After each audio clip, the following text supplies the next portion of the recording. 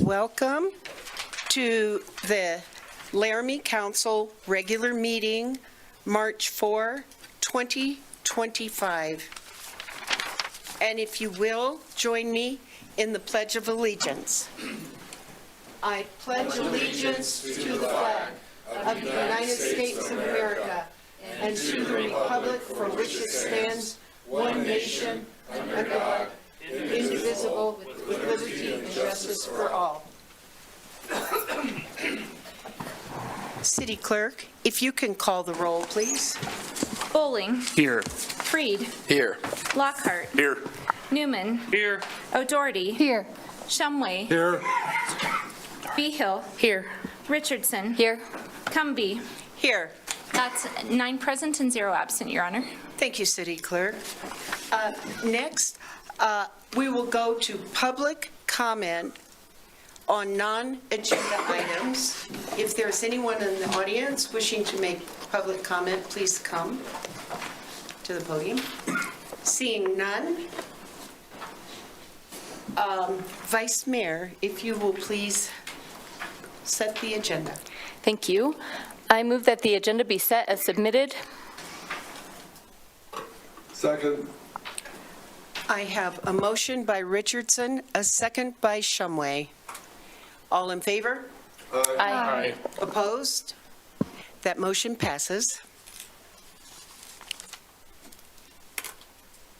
Next, we have a proclamation for this evening, and it is the proclamation for March Disabilities Awareness Month. Whereas disability in no way diminishes the right of individuals to live independently, enjoy self-determination, make choices, contribute to society, and experience the economic, political, social, cultural, and educational mainstream of American society.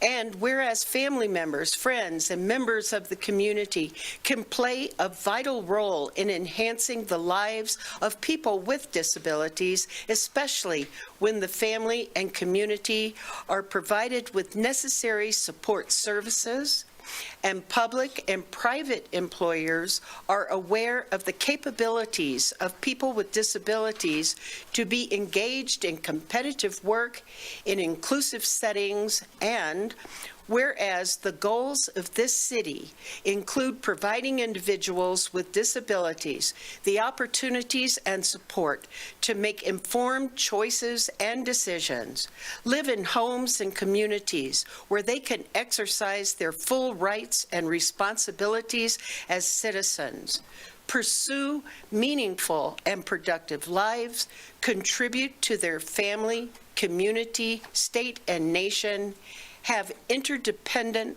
friendships and relationships with others, and achieve full inclusion in society. And whereas thousands of Wyoming individuals face challenges with disabilities daily, and whereas the month of March has been designated as Disability Awareness Month to celebrate and recognize disabled individuals and promote awareness, now therefore be it resolved that I, Sharon Cumbie, acting as mayor and president of the governing body of the city of Laramie, Wyoming, do hereby proclaim March 2025 as Laramie Disabilities Awareness Month, and encourage all citizens, businesses, public and private agencies, religious and educational institutions to join in observing the month in honor of persons with disability. Thank you, and I would like to recognize 3 members who are active on our Disabilities Advisory Commission: Sam Burkett, Andre Fecteau, and Katie Harmon. If you all would like to make a statement, and then what we'd like to do is come down behind you all and get a picture. So the council will join you down there if you would like to make a statement first.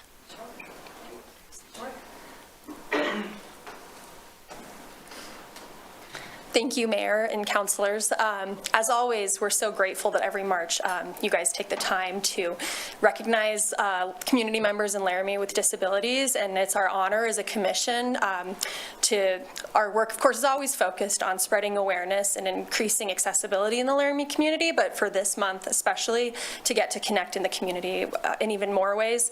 I think this month in particular, we were really able to connect with the school district, which was something we haven't done before, and a chance to, teach young people and about disabilities and differences and normalize that at a young age, which that was our new chair Andre's suggestion, and it has gone great so far. So thank you always for supporting the work that we do. Thank you. Thanks. Sam or Andre, did you all wish to say I'm a little anything? sick, so I'm okay. Thank you. And Sam?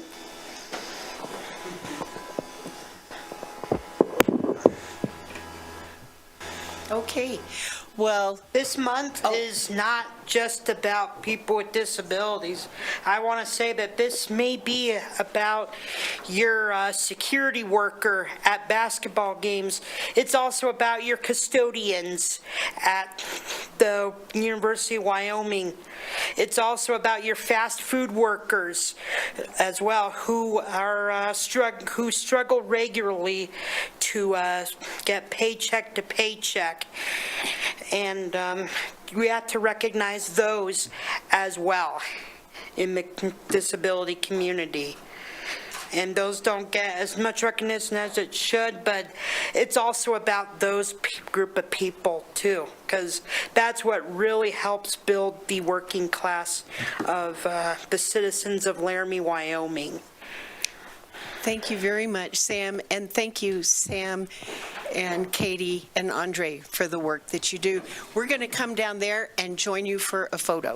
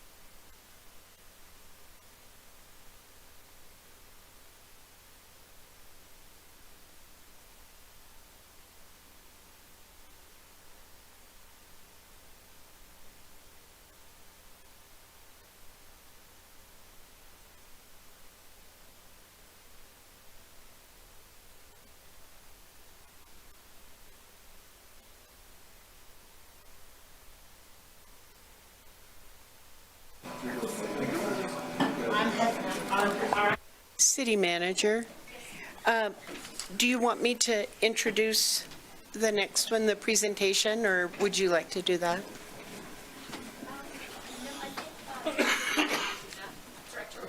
Director Wade, okay. Director Wade, would you like to introduce our next presentation? Good evening, Mayor. Of course I would. It is time for our annual Wyoming Community Gas Community Project Distribution presentation. I am just introducing it. We have two fine folks from Wyoming Community Gas joining us tonight, and then some representatives from the agencies who are receiving funding. With that, I'll ask the clerk to, excellent, she's already let them in. So Natalie and Kevin, it's all yours. Thank you so much. You guys can see me and hear me okay? We can. Good evening. Welcome. Okay. Great, thank you. Good evening, Mayor and council members. Thank you so much for allowing us to join the call tonight. I'm here to discuss the significant benefits that Wyoming Community Gas brings to the city of Laramie. And this evening is particularly special for me as it marks my final presentation in this role. So I'm excited to introduce Kevin O'Donnell, who will be your new representative from Wyoming Community Gas moving forward. I did tell Kevin, though, this is like my favorite part of the job, so he had to let me do this one last time. Thanks, Natalie. Thank you all for the opportunity to present the awardees for the Wyoming Community Gas Community Project designations. Natalie and I are very proud to be helped these three great nonprofit organizations. Look forward to working with all of you, and thanks again. Thanks, Kevin. Thank you. Okay. So last June, the Wyoming Community Gas Board met to finalize and approve the budget and community distributions based on our performance during the April Black Hills Choice Gas enrollment session. So I am thrilled to announce that thanks to another successful year, the board was able to approve an increase in the total community contributions for our member communities.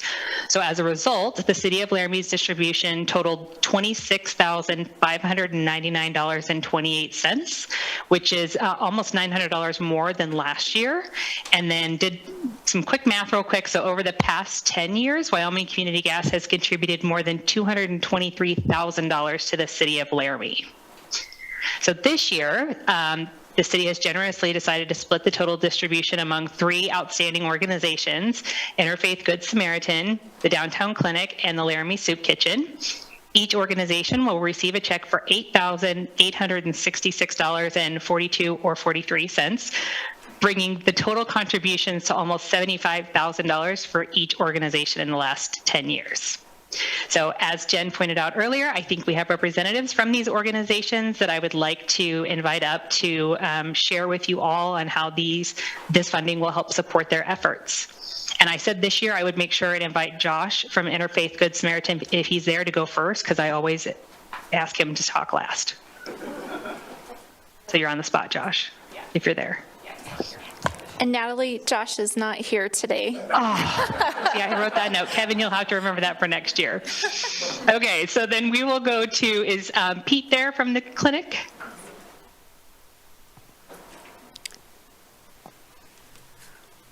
Welcome, Mr. Gosar. Thank you, Mayor Cumbie, Vice Mayor Richardson, members of the council. Thank you so much for this. And Natalie, thank you once again for all the time and the engagement with the community and the people of the Choice Community Gas.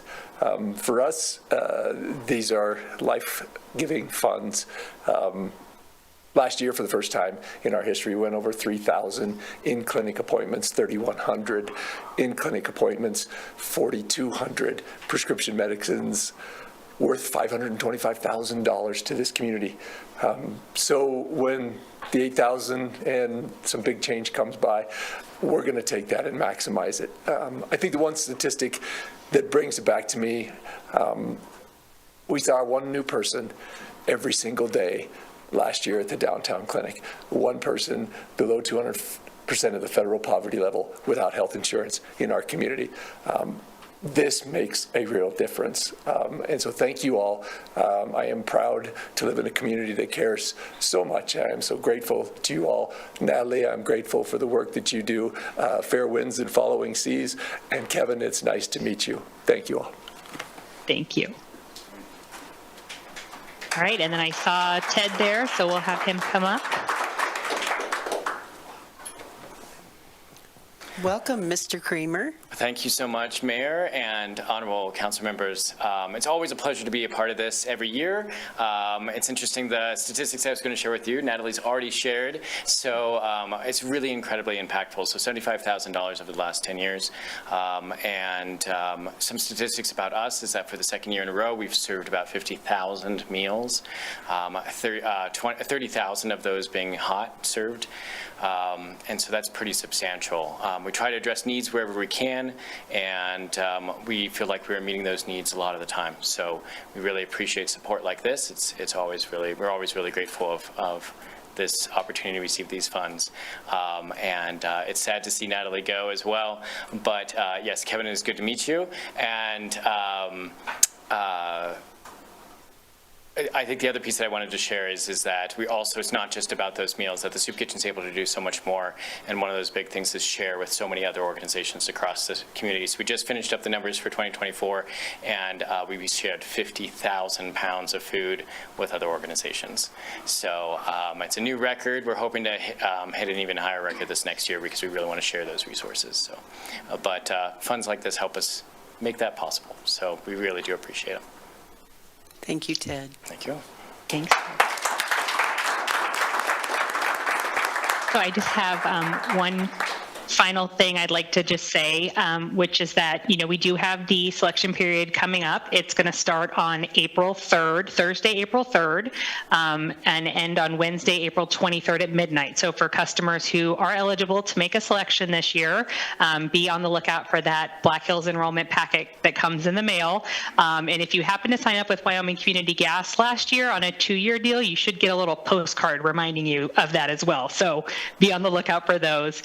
And then once again, I just want to say thank you all so much for allowing me to speak this evening. Like I said earlier, this is one of the best parts about this job. And so I'm really going to miss the opportunity to do this going forward, but I know Kevin is going to do a great job in my place. So thank you guys. Thank you, Natalie. And we have Counselor Shumway, who is a member of the Interfaith Board here tonight, and I'm going to ask if Counselor Shumway will speak on behalf of Interfaith. Thank you. Thank you. It's a privilege to be last again. Sorry about that. Interfaith has been a major part of our community. Over somewhere right at, and 10% of the community is assisted every year by Interfaith with food and other services that they provide. The Interfaith does so much, and I can't begin to tell you the impact that it makes upon those people that visit and come in for the assistance that Interfaith provides.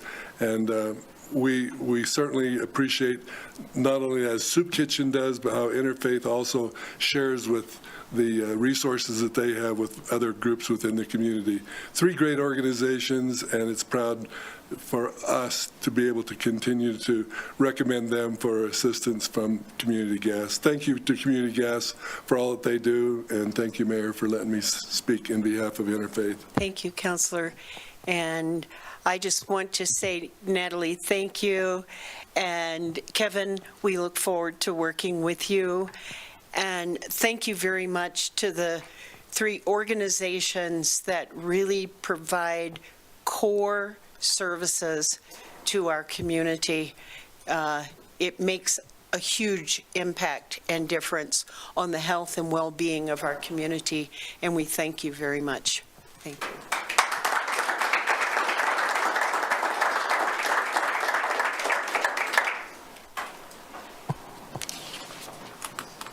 All right. City Clerk, can you please read the public hearing? Thank you, Mayor. This is a public hearing for original ordinance number 2099, amending Laramie Municipal Code Title 15.08.040A and 15.08.060A regarding updates to the Aquifer Protection Overlay Zone. Notice is hereby given that a public hearing of the Laramie City Council will be held at 6:30 p.m. on March 4th, 2025. In City Council Chambers, Laramie City Hall, 406 Ivinson Avenue, Laramie, Wyoming. The meeting shall be held with both online Zoom and in-person option to take public comments on the following. Original ordinance number 2099, amending Laramie Municipal Code Title 15.08.040A and 15.08.060A regarding updates to the Aquifer Protection Overlay Zone. The amendment is initiated by the City of Laramie as part of the continual effort to keep the Unified Development Code accurate and to reflect recommendations found in the Aquifer Protection Plan update. All applications, plans, and specifications relative to these matters are available for review at the City of Laramie Planning Office at 405 Grand Avenue, Laramie, Wyoming. Anyone wishing to be heard should be present or should be present at City Council chambers or via Zoom. Thank you, Mayor. Thank you, City Clerk. Are there any public comments on that public hearing? And that is on the agenda as well as item 16. Yes, Dr. Palmer.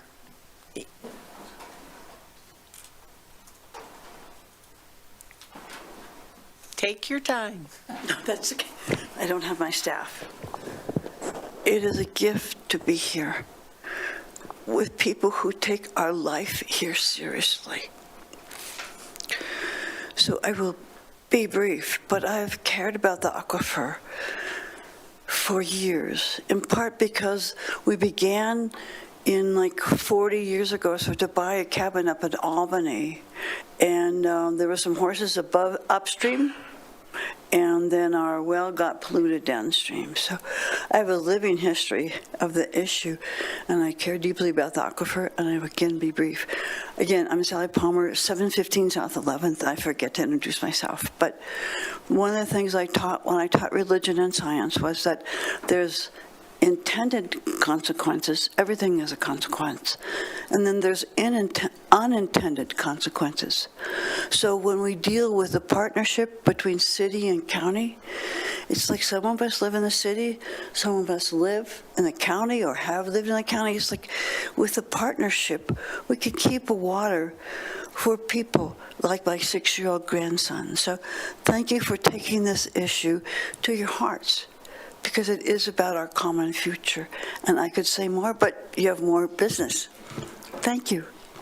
Thank you, Dr. Palmer. Councilor Newman? So there's another public comment, just in case the council missed it, in our inboxes from the Albany County Clean Water Advocates. So there is another one for you guys to look at. Okay. Yes. Mayor, we also have a hand raised online. The screen name is iPhone, so I'm not sure the name.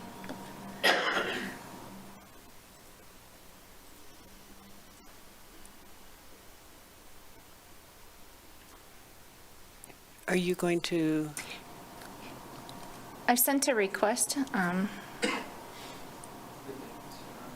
Oh. Okay. Oh, can you hear me? Ms. Gorin? I guess not. Yes. Sarah?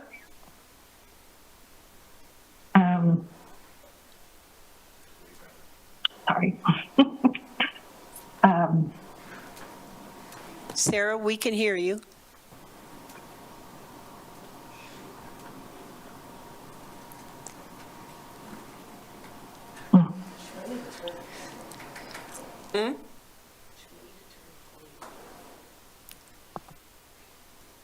Sarah, can you hear me?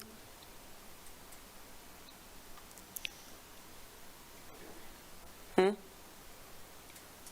sorry, I can't get it. Okay. Oh. Can you hear me? Yes, we can hear you, Sarah. Oh, okay. I'm sorry. I can't. Welcome back. I can't hear. I can't hear you. I'm sorry to have. I'm traveling, and I thought this would work, and I think I am just not technologically skilled enough. But anyway, as Councilor Newman just pointed out, I emailed you comments because I couldn't make this work, and basically we just want to say we support the amendments and thank you all, city staff in the planning office and the public works office, city planning commission, and you councilors for your commitment to keeping our drinking water clean. Thank you. Thank you, Sarah. All right. Thank you for bringing that to us, our attention, Councilor Newman.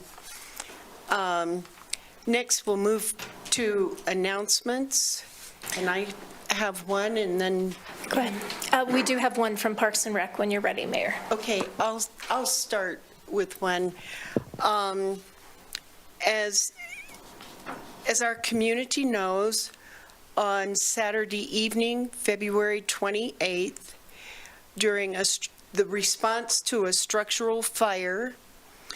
3 of our firefighters were injured while fighting that fire. I want to thank the public for your outreach of support and concern for these firefighters and your concern about their welfare and safety. And I would like to ask you all, if you will, to take a moment of silence and to reflect upon the recovery process and the healing that these firefighters are facing. We'll just take a moment, please.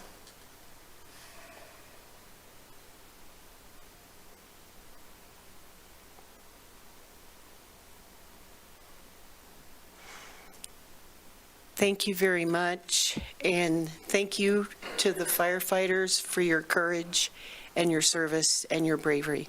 Very much appreciated. City Manager. Director Bork from the Parks and Rec Department has an announcement this evening. Good evening, Director Bork. Good evening, Honorable Mayor and City Councilors. I just wanted to take a brief moment to announce the launch of a new public engagement, sponsorship, and fundraising platform that Parks and Recreation just launched. I'm passing around a couple of flyers that just show a couple of the campaigns that we've just recently launched. But this is through a platform called seemylegacy.com, and they are a unique approach to help communities engage with our community at a different level. Not that we're not doing the other great things that we always do to engage with our public, but this See My Legacy platform is an online way for us to engage with the public in a variety of things. And so we just put out a press release and some social media posts yesterday about this, but I wanted to announce the launch of our first 3 campaigns, 2 of which you have flyers in front of you right now.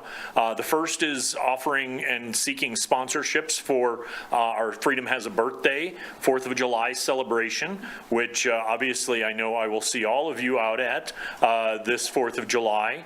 And Assistant City Manager Fieser and I, along with Parks and Rec staff, were already actively putting that event together.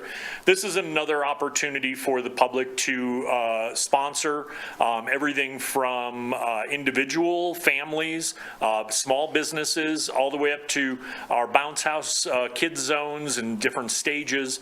So that's kind of one of the sponsorship side of it. The other flyer that you have is the launch of our sponsor or adopt a trail for the Greenbelt Trail. And we have options for sponsorships and adoptions at the quarter mile, half mile, and full mile options at varying price ranges. One of the things that makes See My Legacy unique, though, is instead of just having somebody sponsor a trail and getting a plaque out on that section of trail that says so-and-so is donated or is adopting this trail, what makes See My Legacy unique is they have a QR code that is associated with that, and it'll be on that placard as well. And what that QR code does when you click on that is it allows whoever is sponsored to upload information about their organization, about their business, about whatever it is. You can put photos, videos, testimonials, and so it makes it a more immersive experience. That leads me to the third option, or the third campaign, and we don't have a flyer developed for it. I'm working on that right now, which is relaunching our Memorial Bench program. So as many of you know, we have lots and lots of benches throughout our park system. A lot of them already have memorials, and this is another way to enhance our interaction with the community. So when you purchase a bench through this program now, first of all, you can do all of this through the online function. So there's not a long form to fill out. You can go go and fill out a very short amount of information online, pay online, and then we'll reach out to you and complete the process. But just like the trail sponsorship, there's going to be a QR code that's on that memorial bench. So say you have a loved one that has passed away and you want to memorialize them with a bench, you'll be able to upload photos of that person, stories, anecdotes from grandkids or children, videos, the content that somebody can do in what we call the storytelling portion of the memorial, I think is really immersive and compelling. In the future, we plan on offering other options that's available through See My Legacy. It will help us manage some volunteer events through the community. Will help us with other fundraising. We're working on a youth sports sponsorship program, so people can donate to our youth sports program directly from this platform. So I invite all of you to go out and take a look at it. We launched literally yesterday. We put out our press release and information, and I'm pleased to say we already have a quarter-of-a-mile Greenbelt Trail sponsor from that already. And so we're very happy. We expect a lot of great things, and I just wanted to let you know about it as well. And I hope you go and check it out and pass that on to people that you know as well. Thank you very much. Thank you very much, Director Bork.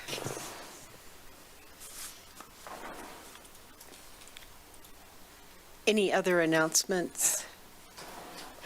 Okay, seeing none. Council, are there any disclosures and/or conflicts of interest by members? Councilor Newman. I have a disclosure on the consent agenda with 9F. I had a lengthy conversation with the new owners today about future plans that they are going to bring to council to make some changes to some of our codes related to that. So I just wanted to put that out there, that I have talked to the new owners. Thank you, Council. More than once. Councilor Lockhart.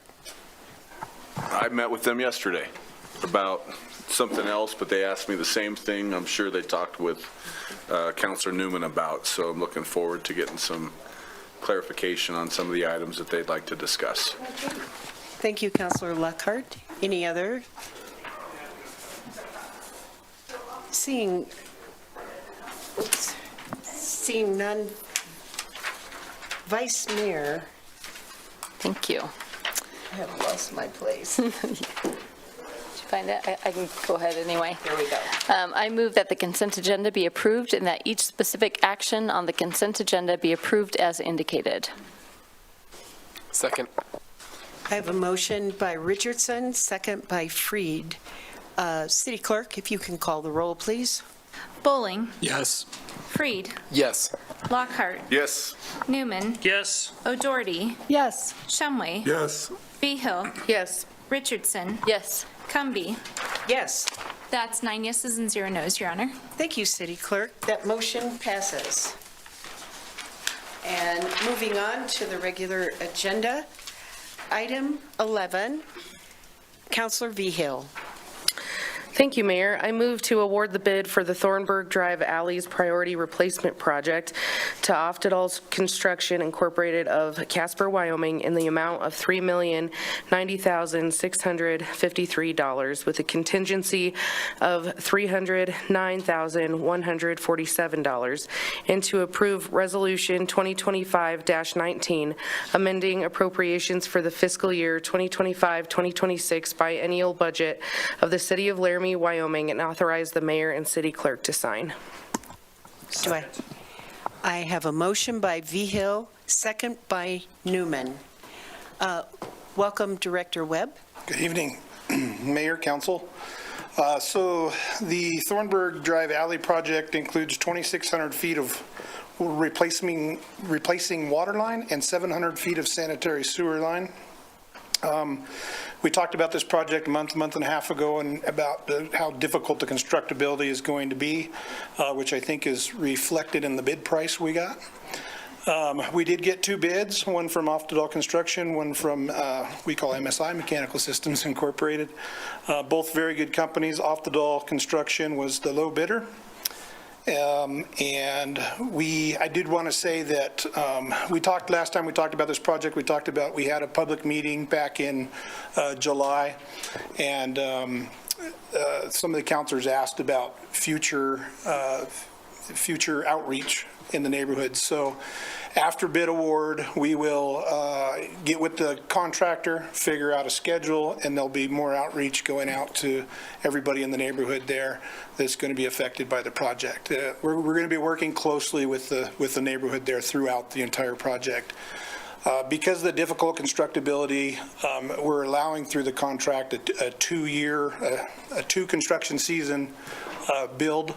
There's 2 different long alleys, so they won't be in the whole thing at one time, but we recognize that it may take more than one summer to get this entire project done. So with that, staff is recommending award to the low bidder, Oftedal Construction. Take any questions if you have them. Thank you, Director Webb. Counselor, questions?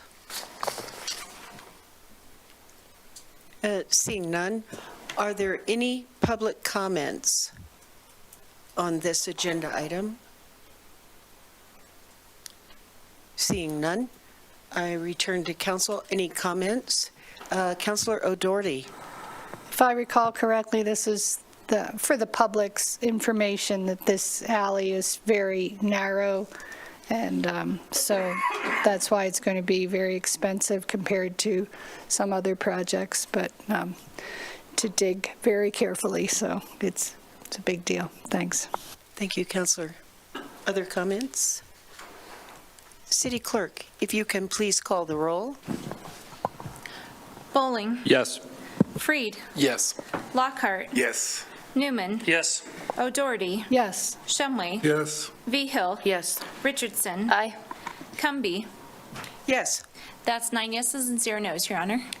Thank you, City Clerk. That motion passes. Item 12, Councilor Bowling.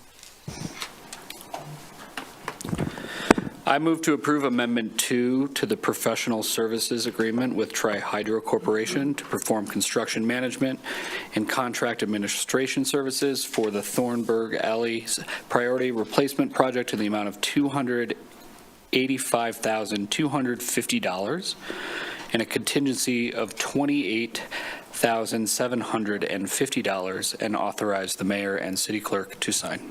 Second.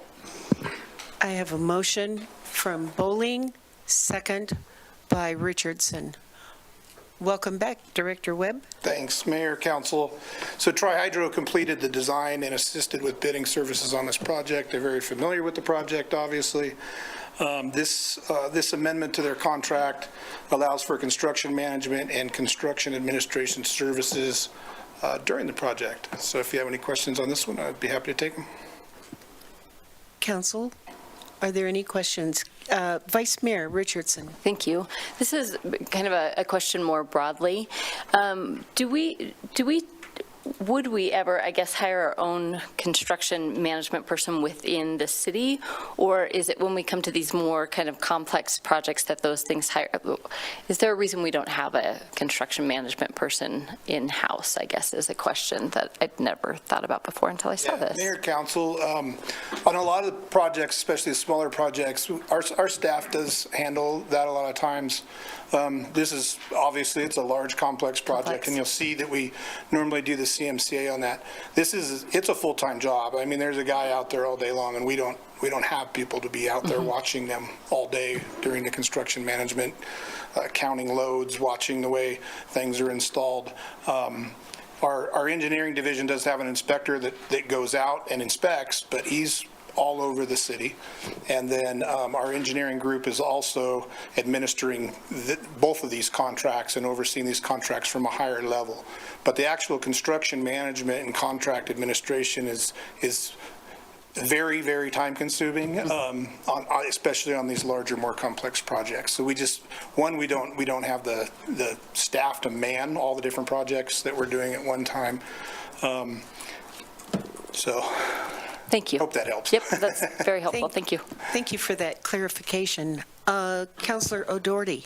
Mr. Webb, does that include, with something with this alley, and I don't know, I imagine there's a lot of gypsum and I don't know what the soil, but with such a delicate project, I assume the construction manager is also paying attention to safety things so people aren't like a shortcut. I'm just going to have this ditch and do something quickly without having the structures that protect workers in ditches. Is that right? Is that what Yeah, Councilor Doherty, through you, Mayor, absolutely.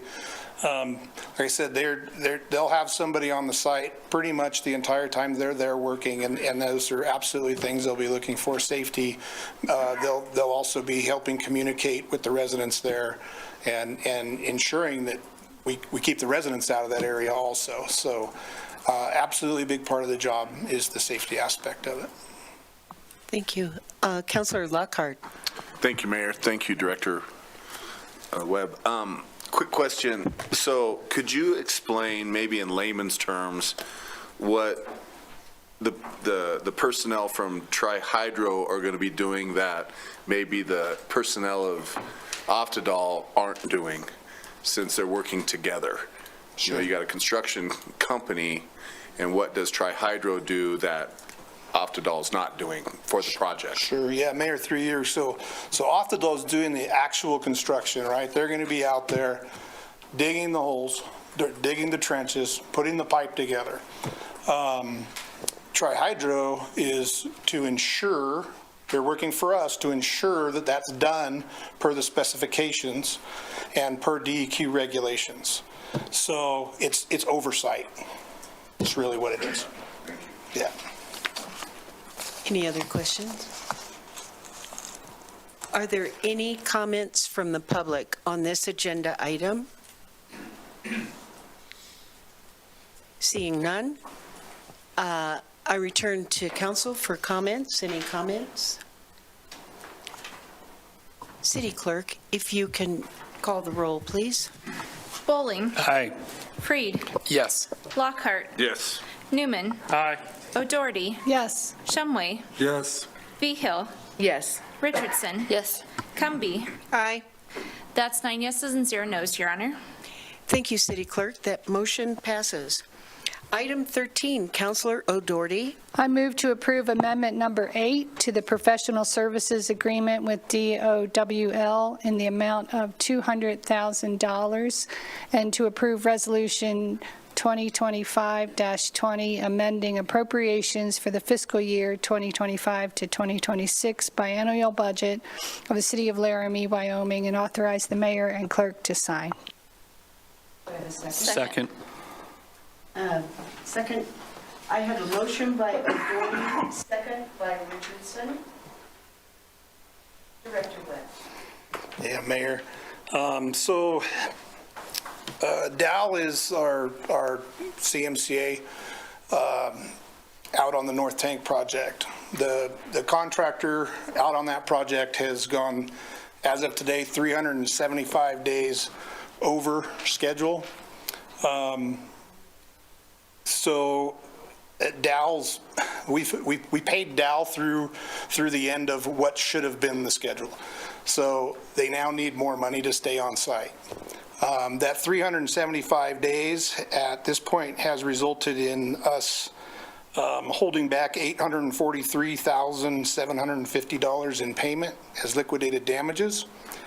And we are intending that those funds will cover the cost of this amendment. So what we're asking you tonight is to amend Dow's contract so that they can stay on site and perform the construction management there. And also this is a budget amendment is the second piece of that out of the reserves. And the new substantial completion date is mid to late April. And some good news on this project. As of yesterday, there's 1 million gallons of water in the tank, and it's holding. So with that, I'll take any questions if you have them. Questions, Council? Councilor Newman. This is probably one of the most talked about things in Finance Committee for a while, because it's kind of crazy how much they're paying us back. Is there any way that we can pass this fee onto them as well? Yeah, Mayor, through you, it's the most talked about thing in my office, too. I mean, honestly. But as far as pass-through, I mean, we are withholding payment from them for liquidated damages because they're over on days. And so those liquidated damages will cover the cost of this. The liquidated damages are for our damages, and our damages are this $200,000 at this point for going over. Further questions? Councilor Bowling. Thank you, Mayor. Thank you, Director. If I missed this in our documents, then my apologies. But what are the extenuating circumstances that's put us so far over the line now at this point?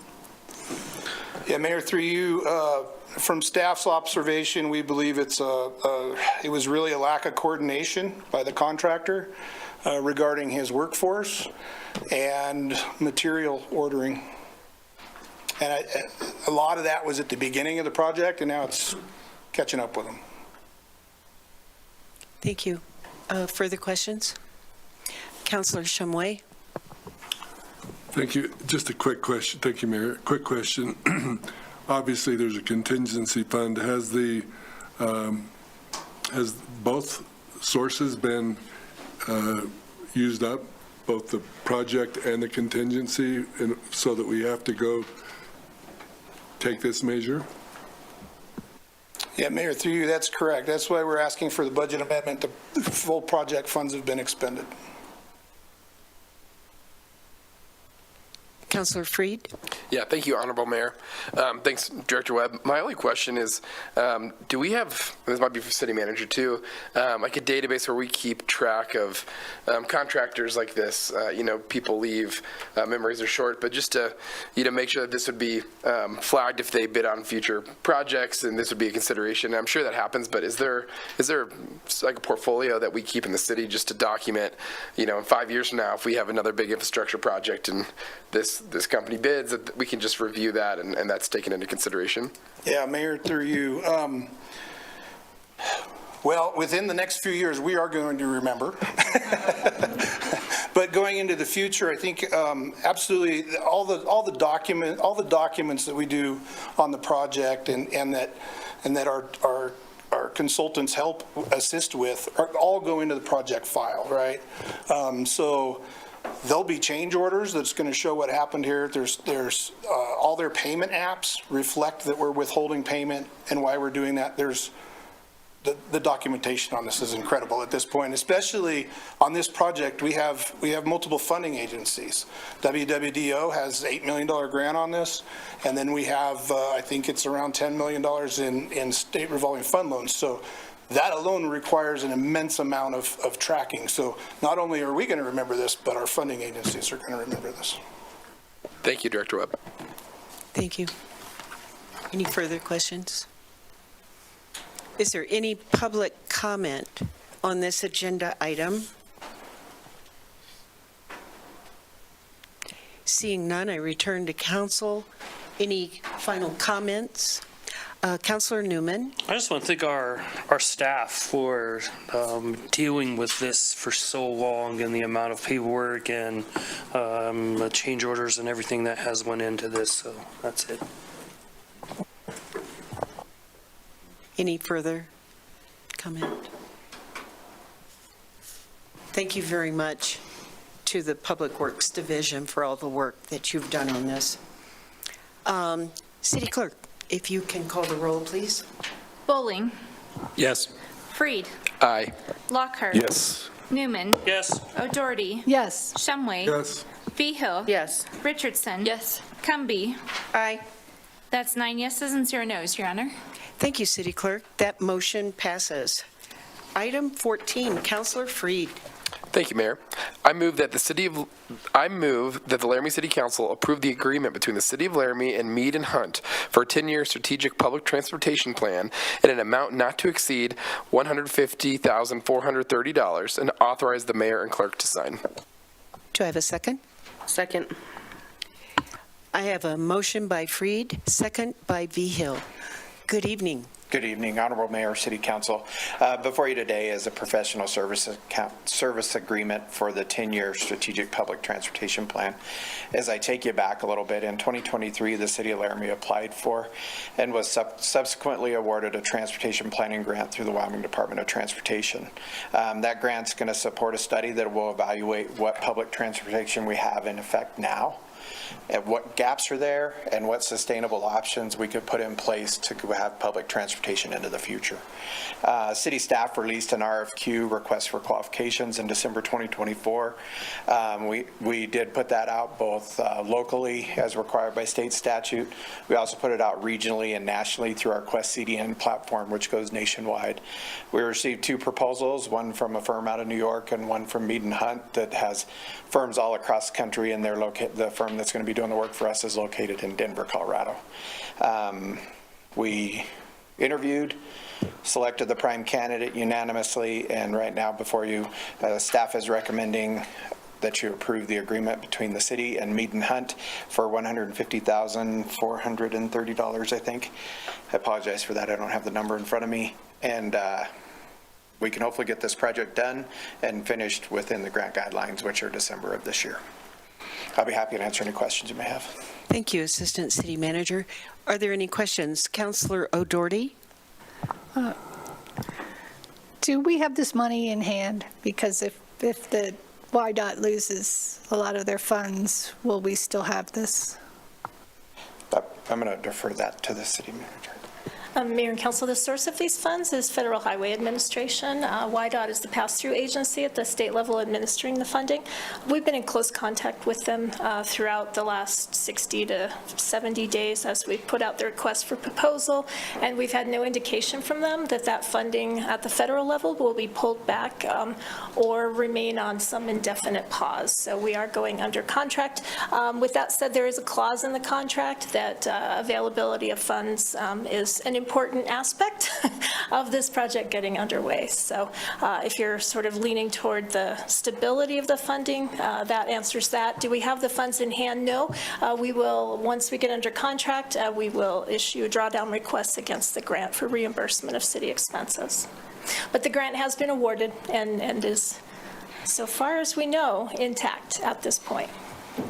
Thank you for that clarification. And Councilor Newman, you have a question? That was kind of my question too, but I'll ask a different one. The extra, like, what is it, $9,500, do we have to give that back to YDOT or as a pass-through to the state, or could we use that for something else? Honorable Mayor, through you to Councilor Newman, I believe that funding is intended to be expended on the project manager that we're looking to hire at this point for the project. Yes, I'll just jump in. So the total amount of our award, I believe, is $200,000. We had contemplated at roughly $30,000 for project management, and we will effectively spend our match to the grant, some $30,000 on that project management, and then that remaining $8,000 that you've touched on, Councilor Newman, we could let it revert back if we don't use it under the contract or for project management, but that'll be a dialogue with YDOT, I think, as we move forward. Further questions? Honorable Mayor, if I could, yes. Paul Silberman with Mead & Hunt is on Zoom tonight, if you have any questions for the contractor. Seeing no questions, is there any public comment on this agenda item?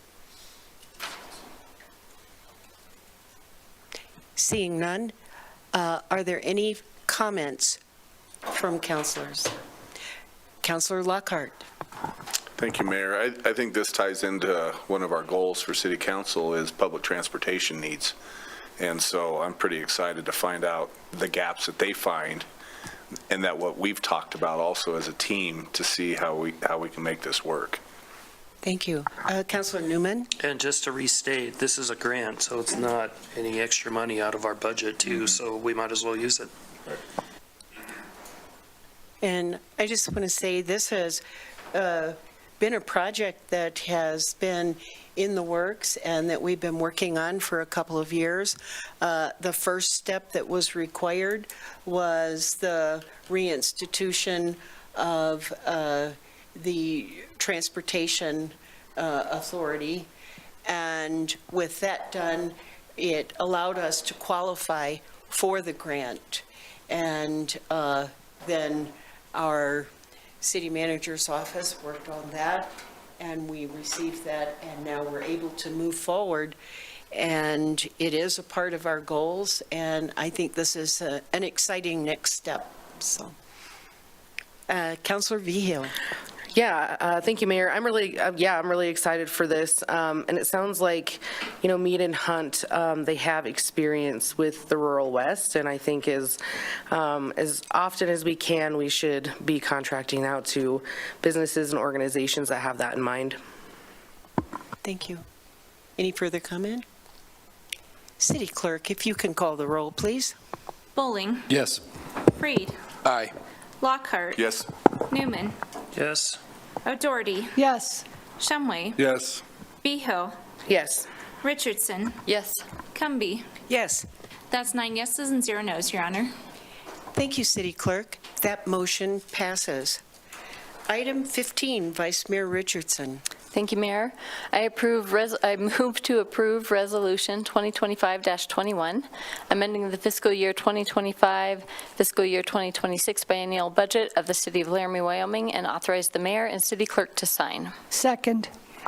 I have a motion by Richardson, second by O'Doherty. Welcome, Director Wade. Good evening again, Honorable Mayor and City Councilors. It's my pleasure to present to you the third quarterly budget amendment of fiscal year 2025 this evening. For some of our newer council members, this is the first quarterly budget amendment you've seen. So just to give you a lay of the land, what I'll do is I'll go through with you in detail any items you have not already approved through your action. You had some examples of that this evening. With the bid award on a couple of the projects earlier, you noticed you were asked to amend the budget. You'll see that that often happens when we have bids that go over budget. These amendments are items that do not require disclosure to you at that time. And so I'll go over each of these items with you. I think what might work well for tonight, since we have a few new council members, is just feel free to raise your hand and ask questions as I go along. That way you don't have to wait, because I know that can be a little challenging if you have questions and we get too far along. And so, Mayor, if you're okay with that? Yes. Great. If council agrees with that, yep. Yes, okay. Thank you. We have agreement. Diving right into this amendment then. If you approve this amendment, you will increase total appropriations in fiscal year 2025 by $387,287. In the governmental funds, you're considering a $750,037 amendment this evening. I am happy to report that only $72,000 of that amendment is a draw on available cash reserves. The rest of the amendment, you'll notice as I go through it, is funded by grants, fees for service revenue, contributions, things of that nature. So in my opinion, that is a very favorable budget amendment due to the small draw on available cash reserves. In the enterprise funds and our business type entities, you are being asked to consider a budget reduction of $362,750 in the water fund. You were asked to consider a budget increase of about $309,000 earlier this evening. So even with the two netting together, we're still seeing a total decrease for cash reserves in that fund. Now, we always start out in the general fund with our budget amendments. You know, it's our most diverse fund. It funds many of our governmental services, and you'll learn a lot more about that during our budget work sessions. But item by item, we're going to go through this amendment. So starting with police administration and operations, the amendment would increase the budget in this division by $242,941. $224,941 of this change is simply a missed reappropriation of funding from the prior fiscal year.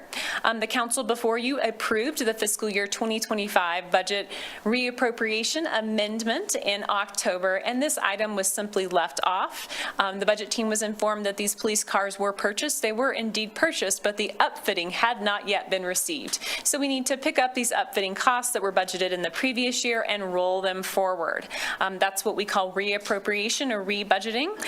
that you fund these items through assigned reserves that funded the previous year budget. As you know, all of our capital items are specific purpose, and we only allow reappropriations on those specific purpose items like capital, not on operating items. I think that's a really important point. The additional $18,000 in change in this division would come from grant funding for additional training. It's a grant for crisis intervention and mental health training from the Wyoming Association of Sheriffs and Police. We have a couple of amendments in fire, and I'm going to try to aggregate the presentation of these.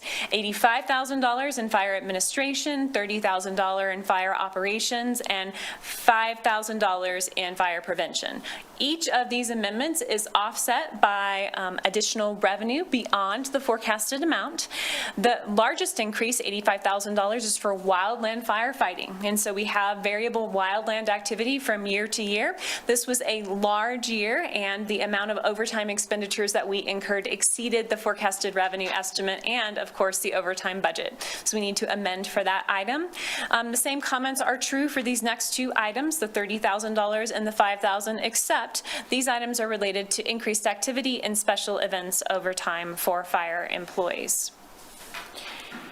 In the Fire Grants Division, we are requesting a $180,000 rebudget of the 2024 Regional Emergency Response Team Equipment Grant, fully funded by the Department of Homeland Security. No concern about that grant funding from 2024 into 2025. And these last two amendments in the general fund, this is the $72,000 draw on cash reserves. One of the amendments is in engineering, one of them is in finance. They are both related, and they are related to the implementation of the the surface water drainage utility fee in July of this year. Staff received the data file to implement the billing related to that fee and learned that we need to basically rebuild the entire backbone of our land and parcel module of our existing billing software to get this fee to go live. We have very little time to do so. It's a pretty heavy lift, and so Brooks and his team actually asked for a quote from a consultant to see how much it would cost to get some additional assistance here, so we make sure we're ready to go live in July. What you see in engineering, the $34,200, is the cost to actually rebuild that back-end component so that the billing can occur. The cost that you see in finance, the $37,800, is variable depending on how much we use. So we're hoping that comes in a lot lower, and that's for the integration with our existing billing software. What Director Webb and I will be proposing to the city manager, and she may recommend to you next year, is that we are proposing that the storm drainage utility fund reimburse the general fund for the $72,000 because it is a startup cost of the business. I will remind our existing council members and tell our new council members that the general fund is contributing $5 million to the startup of our surface water drainage fund to mitigate the impact on rates. And as well, the general fund is bearing half a year of an engineering technician in order to have the fund be self-sufficient. And so this amendment should not impact the rates. Director Webb and I have considered that. But I wanted to talk to you just a little bit more about that in case you might be concerned. Before I move on to the other funds, do you have any questions about our recommended changes in the general fund? Councillor Shumway. Thank you, Mayor. I would, just for the purpose of having the council and also the public understand how we are reimbursed for the expenses of wildfires. I understand we sent a team to California and probably other places. Now, I know that they receive payment for their service whenever they go fight a wildfire outside of Wyoming or outside of our area. But my question is this: who pays for the team that goes to a place such as California, and who also pays for the cost to the city for our overtime that's necessary because we've sent our firefighters away, so that therefore we have overtime and expenses? Who pays for that? Honorable Mayor, through you, thank you, Councilmember Shumway, for asking that very seasoned question. As you know, the Forest Service does actually compensate the city for the backfill necessary. So it's not only the overtime wages for the firefighters who are deployed, but it's also our backfill, because as you all know, we have minimum manning requirements to fulfill in public safety. Any other questions? Vice Mayor? Thank you. Sorry if this is just not clicking for me quite well enough, but the data set that was captured by our previous consultant, what was, or can you at least a little bit explain what was missing from that when we reevaluated, or why that wasn't captured in the initial data set? Does that question make sense? Vice Mayor Richardson, I'm going to attempt to answer that question, Mayor, through you. But I'm going to ask Director Webb, if I get it wrong, to just shove me aside and speak. There was not enough alignment between the county parcels on which we are billing and our existing parcels and our software to make that connection. We knew that there were some small, we expected there to be variances. You wouldn't go about a project like this without expecting that. But the scope of the variances preclude using it as is, and we need to rebuild our mapping. Gotcha. Perfect. Thank you. That's helpful. Continue. Thank you, Mayor. In the Recreation Center Fund, you're being asked to consider an $8,000 amendment to provisional wages offset fully by additional program revenue in our Adventure Kids program. And so we were up against some staffing limits. You guys know that that program has really high demand. And so this amendment is actually funded by additional program revenue. In the Capital Construction Fund, we're recommending a $55,000 amendment to the 3rd Street Beautification Project, offset entirely by external contributions in the form of a $30,000 contribution from the Guthrie Foundation and a $25,000 contribution from, the $25,000 contribution is from Guthrie, and the $30,000 contribution is from Laramie Main Street. In the Parks and Rec Development Fund, we're recommending a budget increase of $72,096, so that we can allocate restricted park in lieu fees to a specific purpose tax project. So these fees are listed right now as a funding source for these projects, but these fees are held in a restricted balance sheet line in our Parks and Recreation Development Fund until they are used and allocated for a specific purpose. So what this budget amendment is doing is really appropriating funds so that we can make the transfer to that project. But the city absolutely cannot use these funds for any purpose. They are restricted for this park in lieu area. And so that's kind of how that works. So don't think of it like a full restricted fund. It's more specific park in lieu areas within this fund that are held. In the Water Fund, in the various divisions, we're recommending a few changes. I did note for you earlier that what we are looking at is a total decrease of $362,750. That breaks out as a $20,000 increase to remove in pumps and wells to remove old infrastructure from Laramie's original water treatment plant. And in water treatment, it's a total decrease of $382,750. There's a couple of items underneath that. We have a $25,000 increase to replace the spectrophotometer. Did I say that right? Yeah. Whoa. At the treatment plant because it's failing. Director Webb was actually recommending to the city manager that this be replaced next year, and it can't wait that long. So we wanted to get it on the budget amendment for your consideration this evening. Also in this division, we are requesting a $50,000 decrease and a $357,750 decrease to move to just right-size some project budgets. And so just like you may have to consider budget amendments during the year to increase project budgets, we also will bring you decreases to project budget based on changes in plan, and you have evidence of that before you this evening. And in the ranch operations division and in water rights, we're simply transferring funds between those two divisions, $7,167, so that the ranch operations division can purchase a truck from another component of city operations, because it is a better use of our resources to repurpose that truck internally, it will be a purchase, than it is to trade it in at this time. And the department, not only does it seem like a good economic value, the department actually expects to receive more efficiency from that. It wraps up my presentation of tonight's amendment, and I am happy to take any further questions you may have. Councilor Freed. Yeah, thank you, Mayor.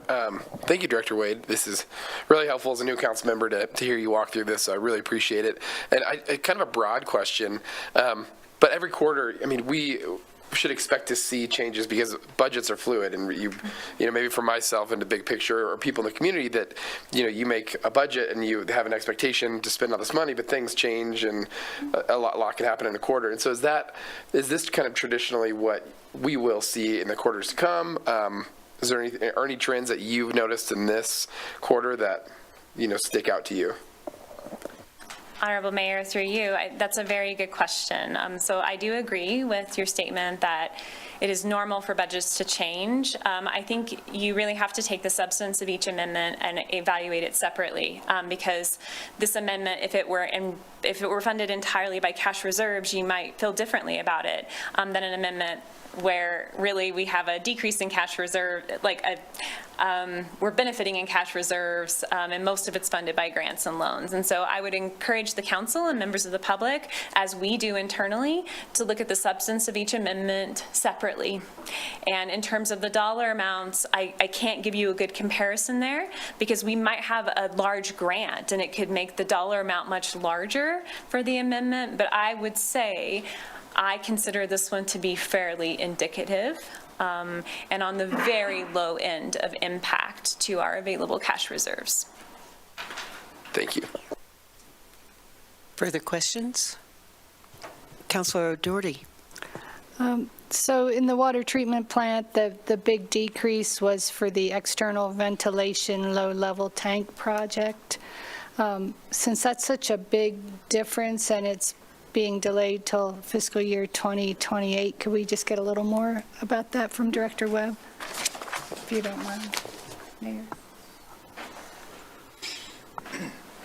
Yeah, Mayor, through you, that project's actually been in the budget for quite some time. We couldn't move forward with it for a long time because we didn't own the property. It's the City Springs property. For the external ventilation, we needed gas to come in, and the gas company wouldn't put it in if we didn't own the property, and UPRR wouldn't give them the okay. Now that we own the property, we can do the project. However, we are planning, we just submitted to get a grant for the wastewater or our water master plan, to update the water master plan. We felt that it was appropriate to go through the master plan process before doing this project and spending that funding. The master plan process may identify other things we can do there, and so we didn't want to waste the money, if you will, until we knew for sure that that project needed to be completed. Thank you. Any further questions? I think not. Okay. I'll go to the public. Is there any public comment on this agenda item? Seeing none, I return to council for comment. Any comment? Director Webb, I just want to comment, thank you so much. This is helpful not only for new counselors, but old ones too. And your explanations really help so much to clarify, and it helps me to really understand the process, and I really appreciate it. Councilor Freed. Yeah, thank you, Mayor. That made me think. Director Wade and Director Webb, thank you both so much for this. I love walking through this and then hearing the explanations from you, Director Wade. So thank you so much. City Clerk, if you can call the roll, please. Bowling. Aye. Freed. Yes. Lockhart. Yes. Newman. Yes. O'Doherty. Yes. Shumway. Yes. Vigil. Aye. Richardson. Yes. Cumby. Yes. That's 9 yeses and 0 nos, Your Honor. Thank you, City Clerk. That motion passes. Item 16, Councilor Lockhart.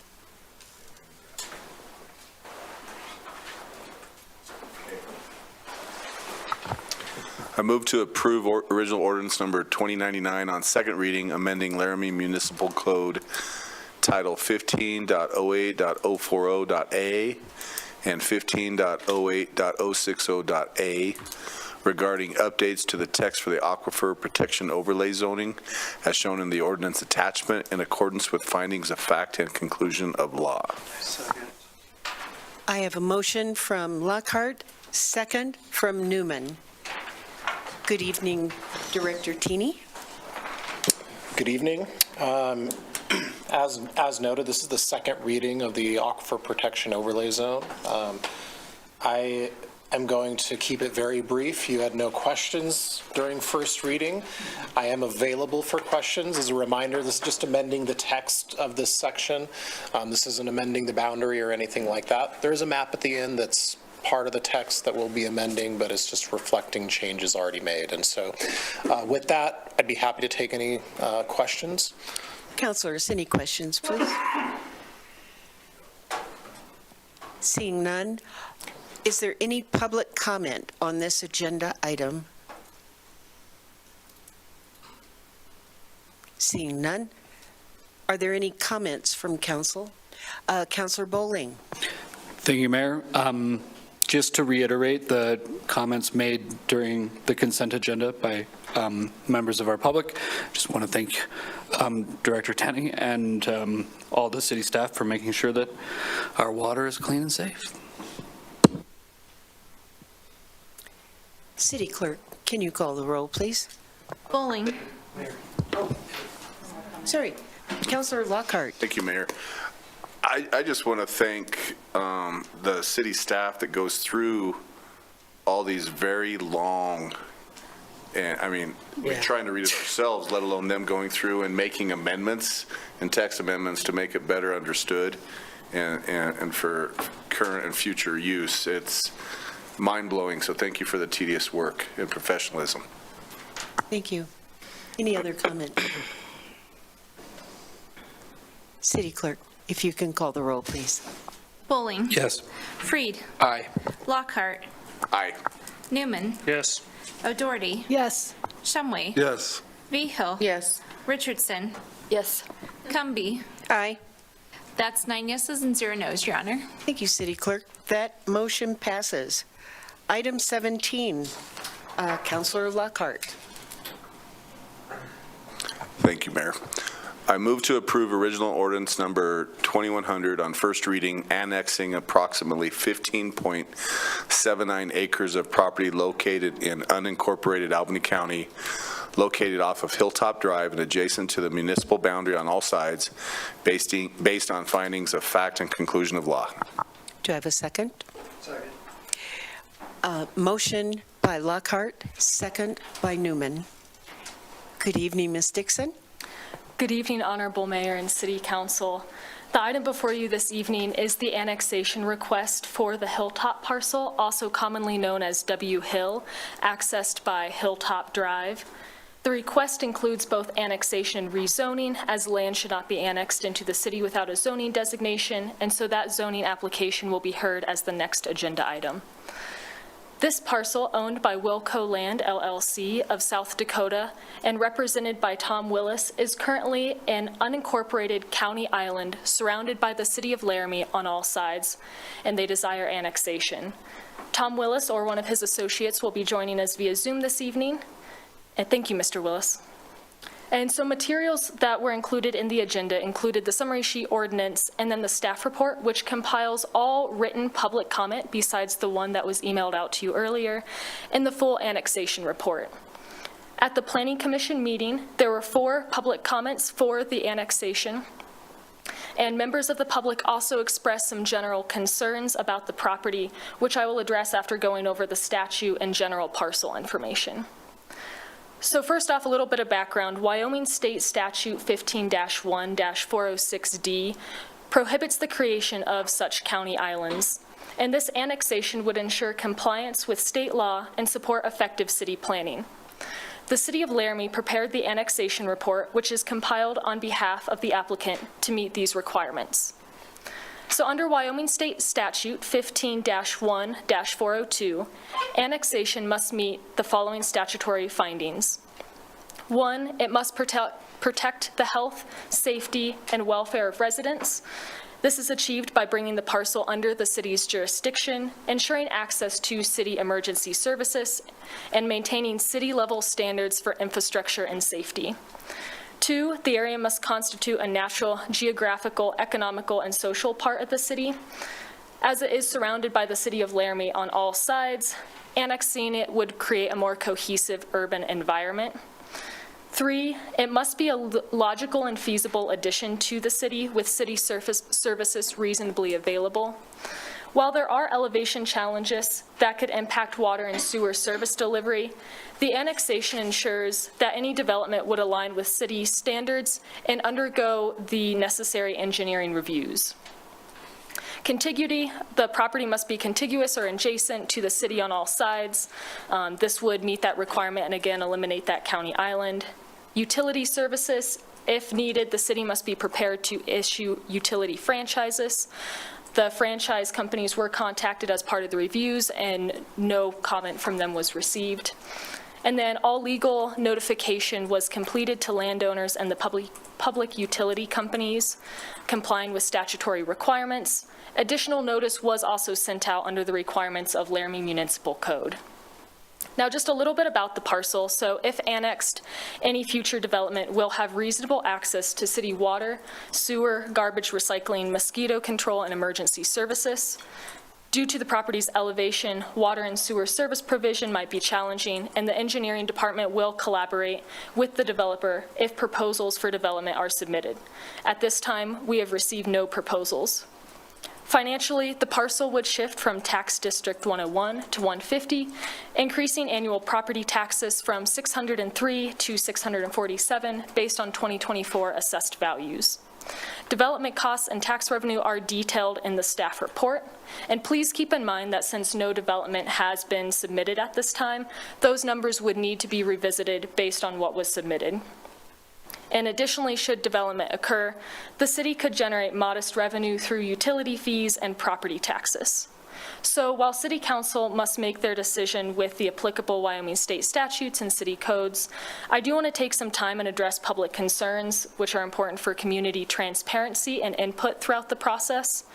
Many of the public concerns did relate to the possibility of development, which is not being proposed, but I am happy to provide a little bit of background from the Laramie Municipal Code in case you receive questions as well. So this piece of land has been undeveloped for some time. The previous owner was not interested in bringing it within city limits. However, the new owners do desire annexation. And for some additional background, I spoke with David Gertsch from the Albany County Planning Department, and if the owner of this parcel was interested while it was within the county, they could have submitted a rezoning application and developed the parcel according to Albany County zoning district standards, once an access agreement was worked out with the city. Due to the lesser population density within the county, county development standards are much less rigorous than the cities, and there are no building permits required. So this annexation would also ensure that if future development were to occur, it will be held to the City of Laramie code. And Albany County is also in support of this annexation as the parcel is surrounded by the City of Laramie. Another common one was drainage. So given the steepness, some neighboring properties are experiencing stormwater runoff issues. And so if development occurs, city regulations will require stormwater management systems to ensure that runoff does not exceed historical rates or go onto neighboring lots during and after construction. A comment from the fire department is that their code limits development to 29 dwelling units without a secondary access road, which is unlikely given the challenging topography. And if the property is annexed and zoned R1, the owner could legally build one single-family home with a garage if they desired, but any development beyond that one home would have to undergo several processes, including the preliminary and final plat review. Each of these reviews involve posted, mailed, and legal public notice, opportunities for community input, and strict compliance with city codes, environmental considerations, and standards. So in conclusion, City Council, this is an extremely unique circumstance, as this is the only county island left within the city limits. And Annexing this would afford the opportunity to meet Wyoming state statute and have more regulatory oversight over any development that may be proposed. Thanks so much for your time, and I'm happy to take any questions. Thank you, Ms. Dixon. Council, questions?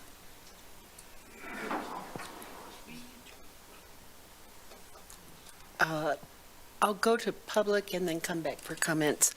Are there any public comments on this agenda item? Seeing none, I return for comments. Councilor Lockhart, then Councilor Newman. Wonderful. Thank you, Mayor. I had the opportunity to be able to listen to Ms. Dixon during the Planning Commission presentation of this a week ago, and I can see nothing but pluses, especially because if the Wilco, Mr. Willis wants to develop it, the code is city, versus county. So we don't have a bunch of outbuildings and whatnot up there. You're going to have, hopefully, single-family homes. We'll get the drainage problem for the citizens below, because as many of them spoke last week, there's a lot of issues when it rains, coming in. So that could get handled too. But also, we need more land to build more homes, which is part of our goal. Not saying that's what he's going to do, but I would think that's what happened. So I think it's smart that we consider this as a yes. Thank you for your input. Councilor Newman.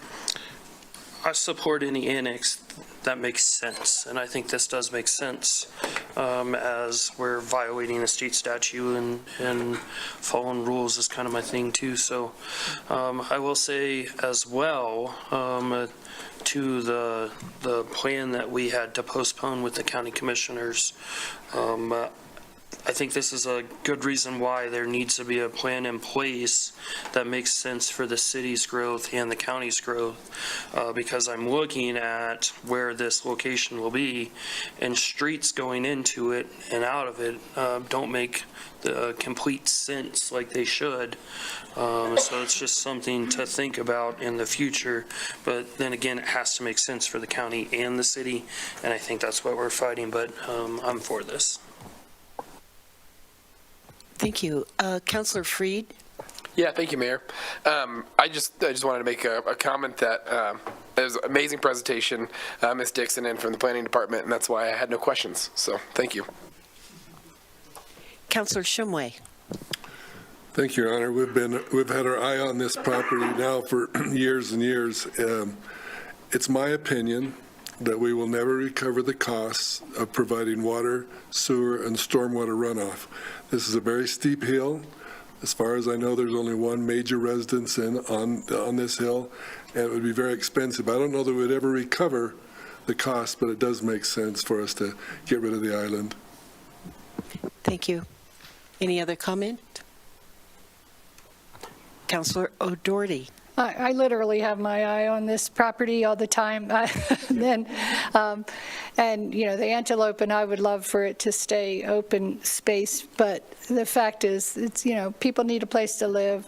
The neighbors have been very gracious about, we know that we can't keep this little island forever. So I was happy that we didn't get a lot of complaints about it, and I'm happy for to become part of the city. And to be clear, it wasn't in the statute was after this donut, was created, right? So, yeah.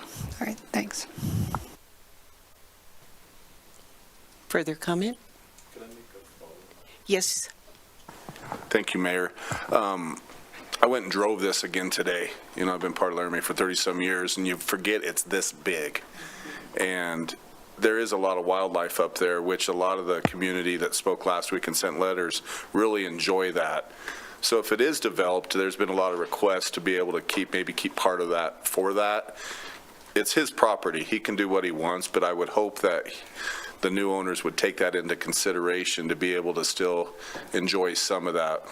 But again, it's his property, but it's become a valued piece of property by the residents in that area. Thank you, Councilor. Further comment? City Clerk, if you can call the roll, please. Bowling. Yes. Freed. Aye. Lockhart. Yes. Newman. Yes. O'Doherty. Yes. Shumway. Yes. Behill. Yes. Richardson. Yes. Cumby. Yes.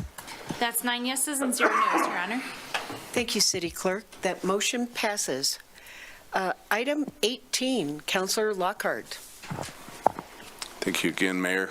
I move to approve original ordinance number 2101 on first reading, establishing the R1 single-family residential zoning districts for an annexed property approximately 15.79 acres in size, located off of Hilltop Drive, adjacent to the municipal boundary on all sides, in accordance with findings of fact and conclusion of law.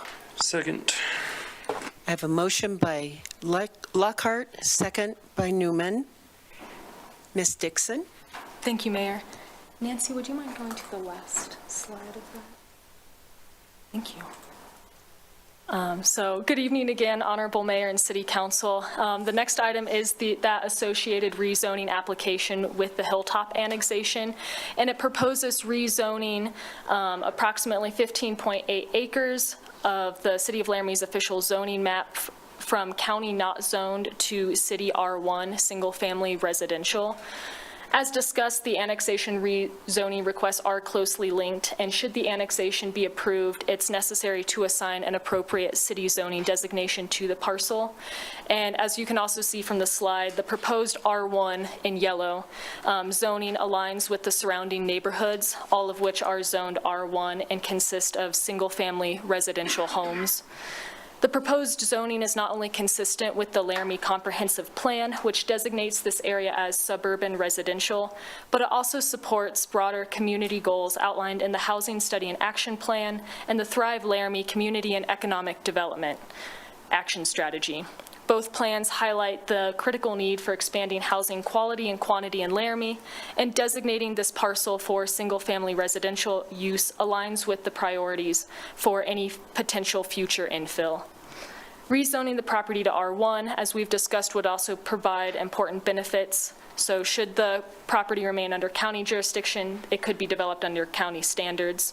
And by rezoning the parcel to City R1, we ensure that any future development meets the high city standards for safety, infrastructure, and neighborhood compatibility. At Planning Commission, there were 2 public comments in favor of the rezoning and 1 question about alternative zoning districts, along with some of the other general concerns, such as drainage, infrastructure, and neighborhood impact. The R1 designation would help address these concerns by holding that future development, if proposed, to city codes and offering more public oversight. As we stated, the owner could legally build that 1 single-family home with a garage if it is zoned R1 and annexed, but for any development beyond that 1 home, it would have to go through those series of pretty rigorous processes that afford public comment and extensive work with city departments. So thank you so much for your consideration, and I'm happy to answer any questions about this item. Thank you, Ms. Dixon. Council, questions? I go to public comment. Is there any member of the public who would like to comment on this agenda item? Seeing none, return to council for comment. I'd like to make just one. Councilor Lockhart. Thank you, Mayor. I just want to, again, emphasize that R1's what we want here. Single-family homes, not meaning more than one won't live there, but that's the strictest code, which I think the residents around it will appreciate. Thank you. Further comment? City Clerk, if you could call the roll, please. Bowling. Aye. Freed. Yes. Lockhart. Yes. Newman. Yes. O'Doherty. Yes. Shumway. Yes. Behill. Yes. Richardson. Yes. Cumby. Yes. That's 9 yeses and 0 noes, Your Honor. Thank you, City Clerk. That motion passes. Item 19, Councilor Newman. I move to approve original ordinance 2102 on first reading, amending Laramie Municipal Code Title 15-22 to permit modifications to non-conforming billboards as shown in ordinance attachment in accordance with findings of facts and conclusion of law. I second it. Do I have it? And second, do you have a? I don't have to make that recommendation. But you can't, but point of order, point of information, according to findings of fact and conclusions of law was determined by the planning commission. So if you're giving. I can prove what they're questioning. Okay, just want to be clear. Do I have a second? Councilor Lockhart, I have a motion by Newman and a second by Lockhart. Good evening. Good evening, Honorable Mayor, members of council. Thank you for your time tonight as we discuss text amendment 2404, a proposed text amendment to Chapter 1522 of the Laramie Municipal Code regarding non-conforming billboards.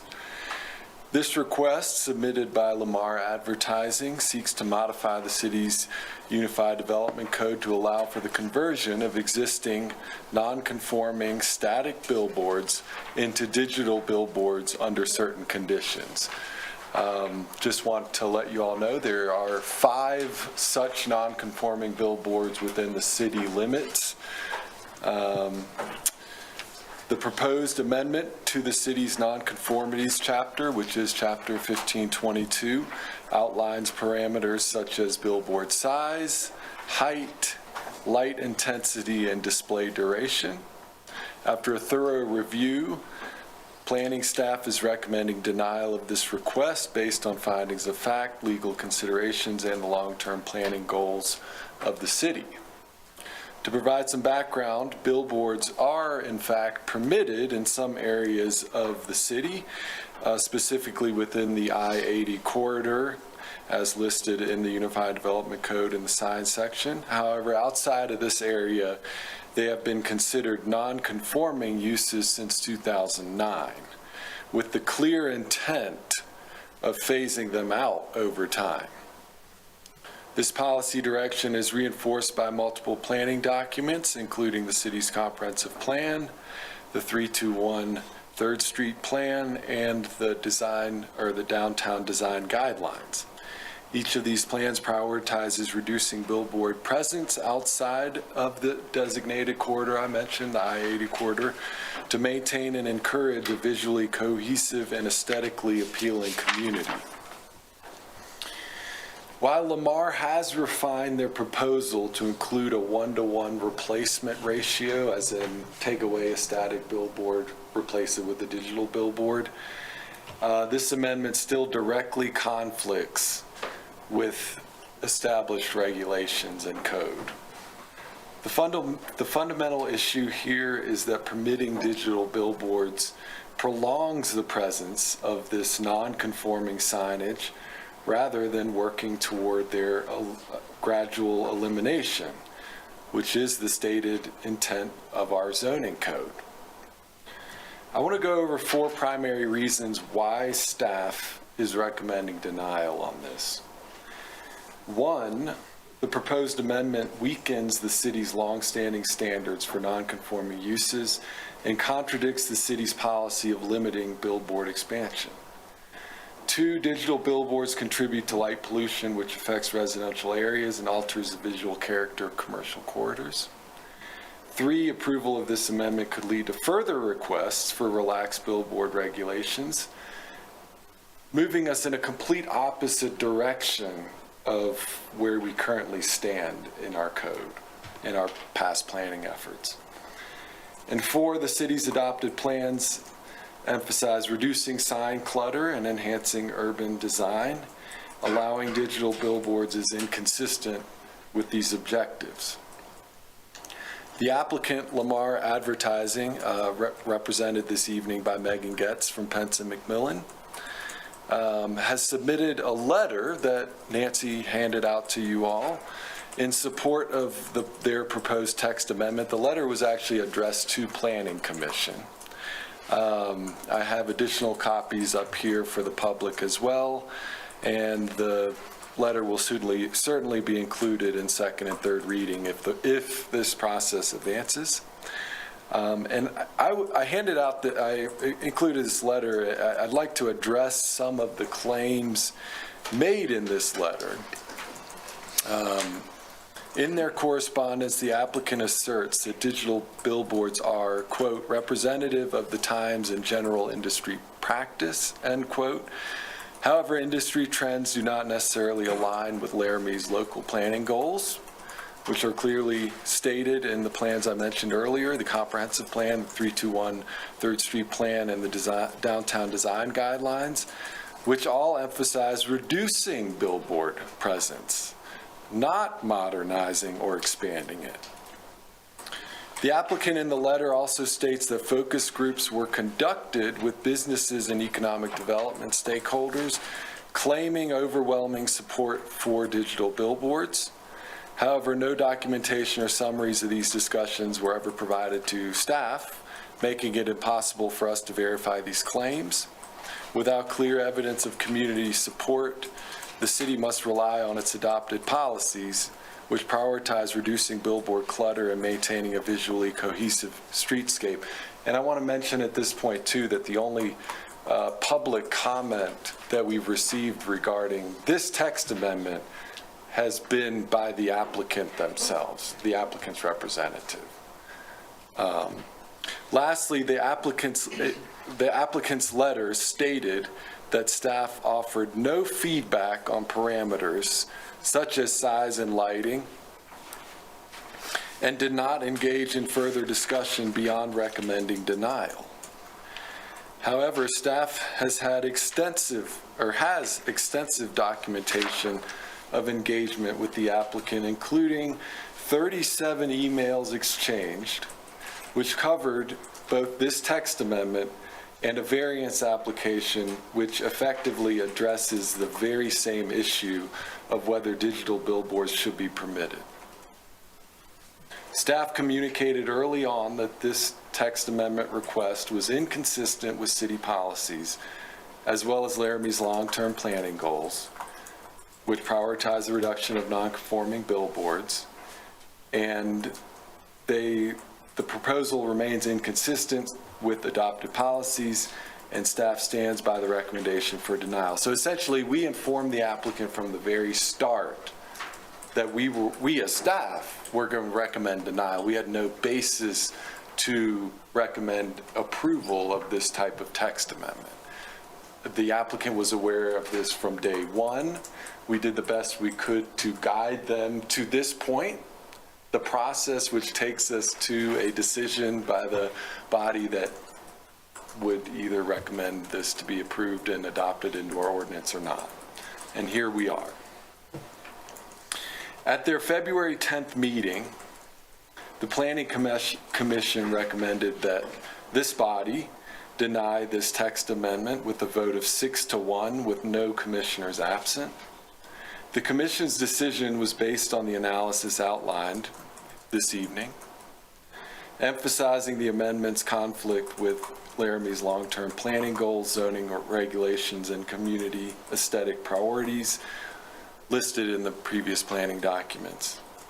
Commissioners expressed concern about the proposal's potential to extend the presence of non-conforming billboards rather than facilitating their gradual removal, as intended by making it a non-conforming use. See, that's why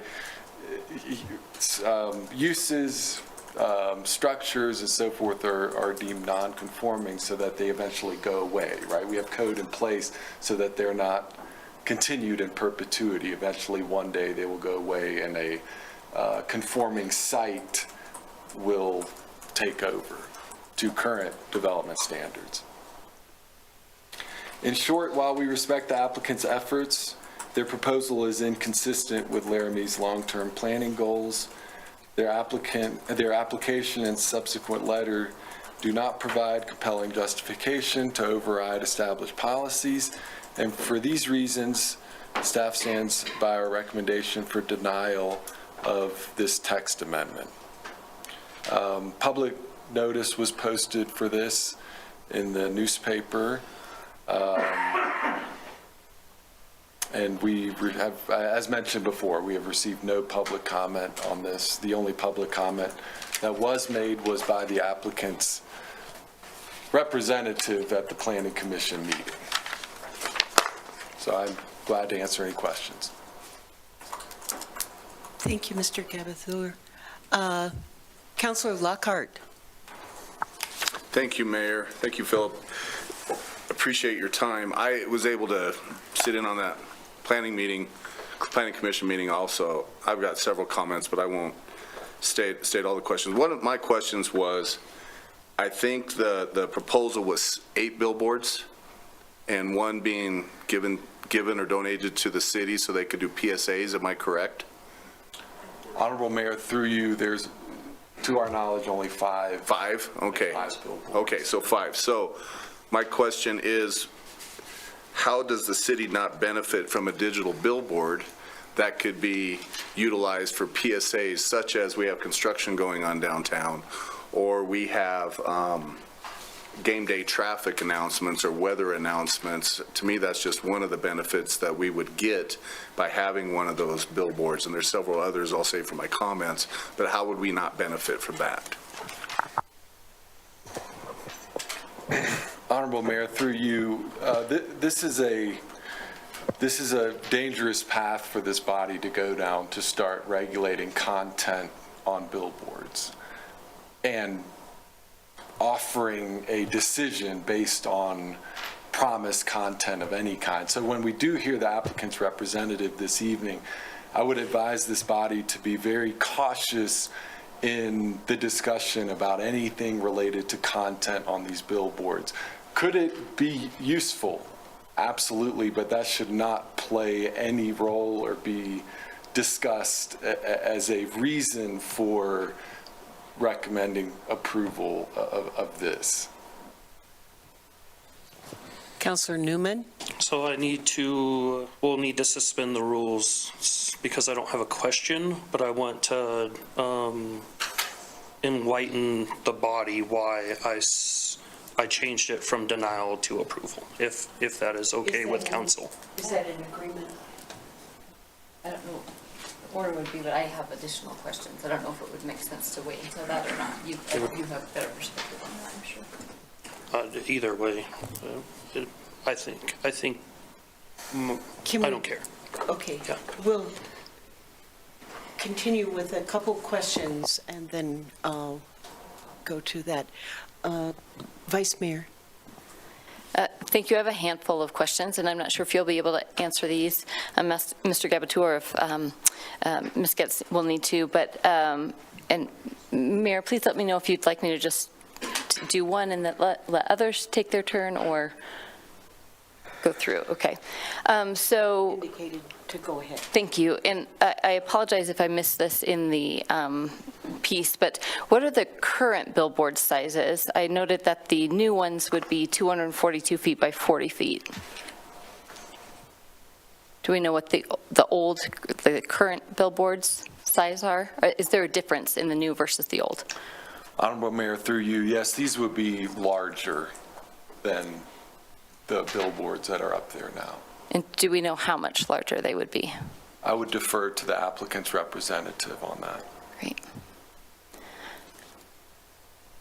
The other one will certainly be for the applicant as well. Would there be a reduction in fees to local businesses compared to the current fees, since Lamar will receive multiple businesses advertising? Honorable Mayor, through you, I would also defer that to the applicant's representative. My next question is, how many advertisers are local versus other, national, regional? Again, Honorable Mayor, defer to Great. the Do you applicant's have any representative. for Those are it. planning? And that would be all of them. Councilor O'Doherty?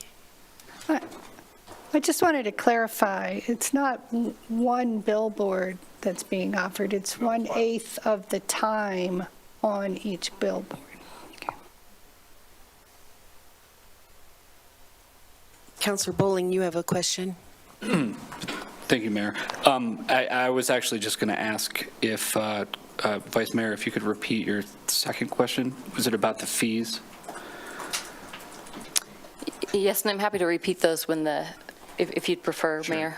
I could follow up with a comment or question. Okay. That question was going to be directed to the applicant. Great. So, for right now, if I have the approval of council, I'll go to Counselor Newman for comment. Okay. I see So, Mayor. no objection. Yeah, I was just going to mention that. Thank you. Yeah, Mayor, to suspend the rules, it does take a motion and a second and a 2/3 vote. All right. Do I have a motion? I make a motion to suspend the rules momentarily to hear Counselor Newman's explanations. Thank you. Do I have a second? Second. Second. Motion by Bowling, second by Lockhart. And if you can call the roll. Bowling, Yes. Freed, Yes. Lockhart, Yes. Newman, Yes. O'Doherty, Yes. Shumway, Yes. Behill, Yes. Richardson, Yes. Cumby. Yes. That's 9 yeses and 0 nos, Your Honor. Motion passes. Counselor Newman, your comment, please. So the reason why I didn't want to just kill this is we had a work session on this, and I'm sure, I don't know if the new council knew this. It was November 6, 2024, I believe. I would ask the city clerk to send you that YouTube link so you guys can watch it, which is why I didn't want to kill it on first reading. In there, a lot of these questions were answered by the applicant. I'm sure they're going to do the same thing again. I will say that it's 8 slides per billboard, and I'm pretty sure they answered your question in that work session, but I could be wrong about, I can't either. And one of those slides would be dedicated, and they said it right there, so I would hold them to it. Whether we can or not, I don't know. They did say that there was public benefits to this.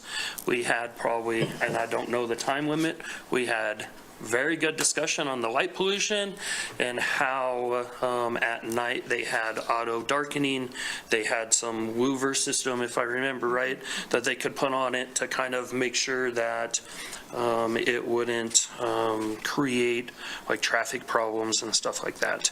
The sign clutter and expansion, I don't think this will have anything to do with that. This doesn't change that they can put up new ones. This changes that they can change the ones that are static right now to electronic. What this also does is, and in the work session I made sure this was a thing, they're actually smaller. They're actually smaller than what is up now. I don't remember how much, I wish I wrote that down, but in the work session they did say that they were smaller than what is currently up.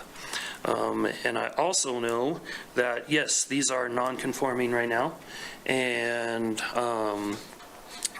that the overall policy was that we wanted them to go away. In the work session, I asked, well, how long are the current ones up for? And they said they could be up 60-plus years.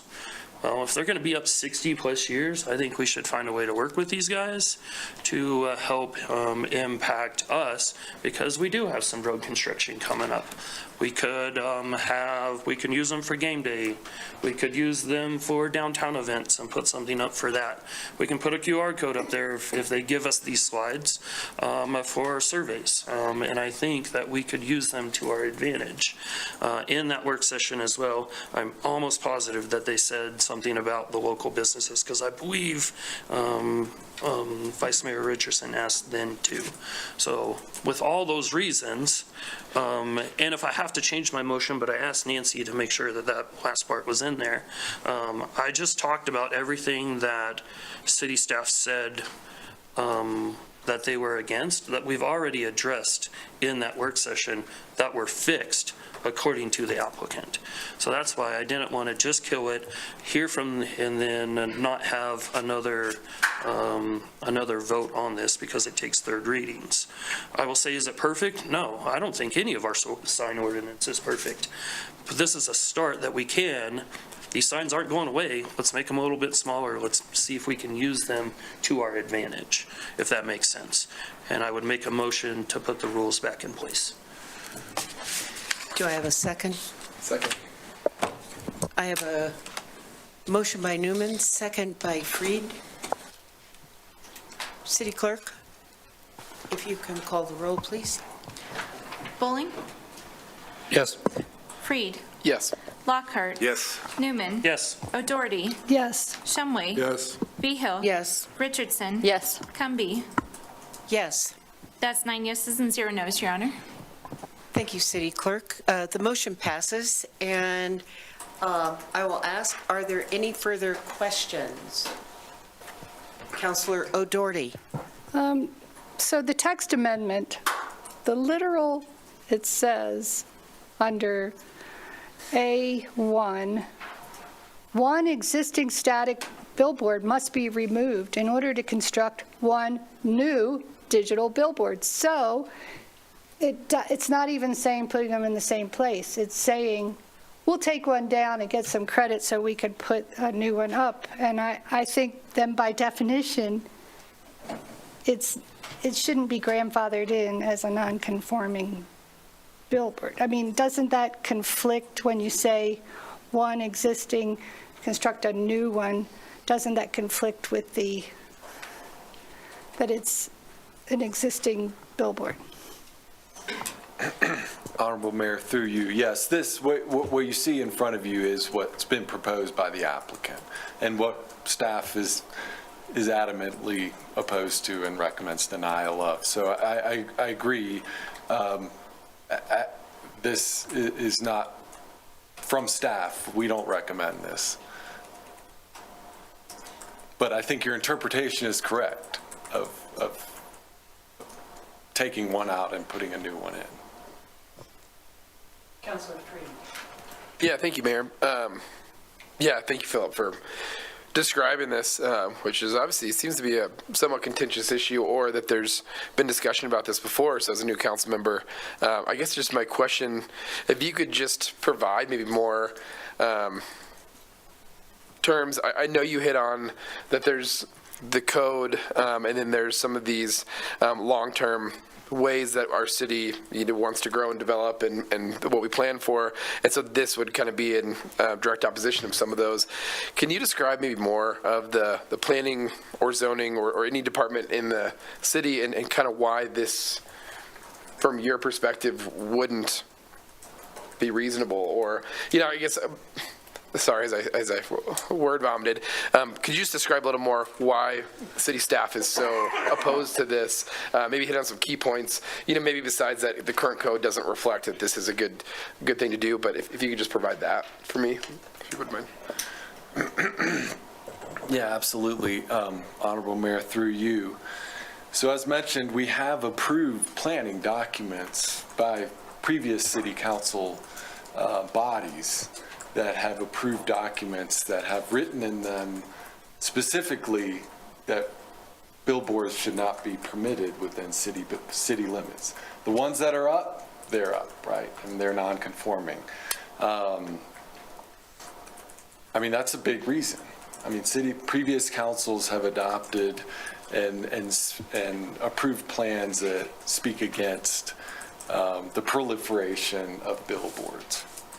I would also say that the off-site impact of a digital billboard is a lot different than a static billboard.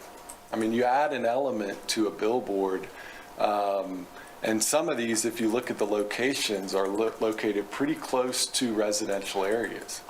And our code specifically speaks to electronic messaging centers like the one at University Plaza that you see that is at street grade, right? It's a monument sign, but it has changing. It's a electronic messaging center. We have code, or in city code, there is wording that speaks directly to offsite impacts of light to neighboring residential areas. We don't even have that for billboards that are 25, 30 feet in the air, which aren't obstructed by anything. So the offsite impact of a digital billboard is unquestionably far greater than a static billboard. I would say, again, to reiterate the fact that if this is approved in whatever form, we're weakening our sign ordinance, we're watering it down. And it was written for a reason. I'll just give a quick example of, in our research. If any of you have driven I-70 right across the country, you're getting close to St. Louis, right? The billboards start popping up. It seems like every 100 feet, it seems like. And what's interesting is they went through a similar situation where they were going to ban billboards, right, from being even on the interstate. And while it takes a public process, right, it's 3 readings for us and the lead up and the back and forth. And within that period of time, hundreds of billboards were erected, and it was banned eventually, but now you have what you have there now. I use that as an example because they are clutter. I mean, the applicant's letter states that it's the modern way that cities are going with their sign codes, but I would say, and even across the hill in Cheyenne, they have, their code reads, if you want to put it, you can put a digital billboard up, but you need to take 3 static billboards away. That's what their code is. That's not what's presented. If it was, I would say we would be in a different boat, right? I would say if we want to go that route, I would welcome the applicant to revise their ordinance text amendment to reflect that. But yeah, I mean, so those are some reasons, council member, if that's sufficient. Yes. Thank you, Mayor, and thank you, Council. Thank you so much for that. And just a quick question on that. So in your understanding of this, would you say, or do you feel comfortable saying that, the city could be open to figuring out how to work with electronic billboards, but the way this is currently proposed, there's a lot of reasons that you've described today that the planning department doesn't feel like this is a reasonable ordinance. Is that maybe a summation that you feel comfortable saying? Honorable Mayor, through you again, I think there are several points in this, in the nonconformity section that if altered, I think planning staff could get behind. Size, the amount of them, taking some out to replace them. I mean, the size itself, we currently allow monuments, EMCs, electronic messaging centers, I believe up to 75 square feet. If we want to do that, if that's what a billboard, digital billboard's going to entail, I would say, I mean, right now it says a digital billboard shall not exceed 242 square feet. If we want to go to 75 square feet, would it be different? Absolutely. And I think that's what, in 3 readings, if this body wants to go that direction, I think that's what planning staff is going to push and present at second reading, is if we do want to work with the applicant, we would need some guidance this evening on specific changes that you'd like us to look into and propose, and then we can bring that back. Councilor Lockhart. Thank you, Mayor. Thank you, Philip. You had mentioned Cheyenne just now, so one of the things you mentioned is like if they wanted to put one up, they had to take down 5. Well, how many do they have? We're talking 5 billboards here in a town of 30,000.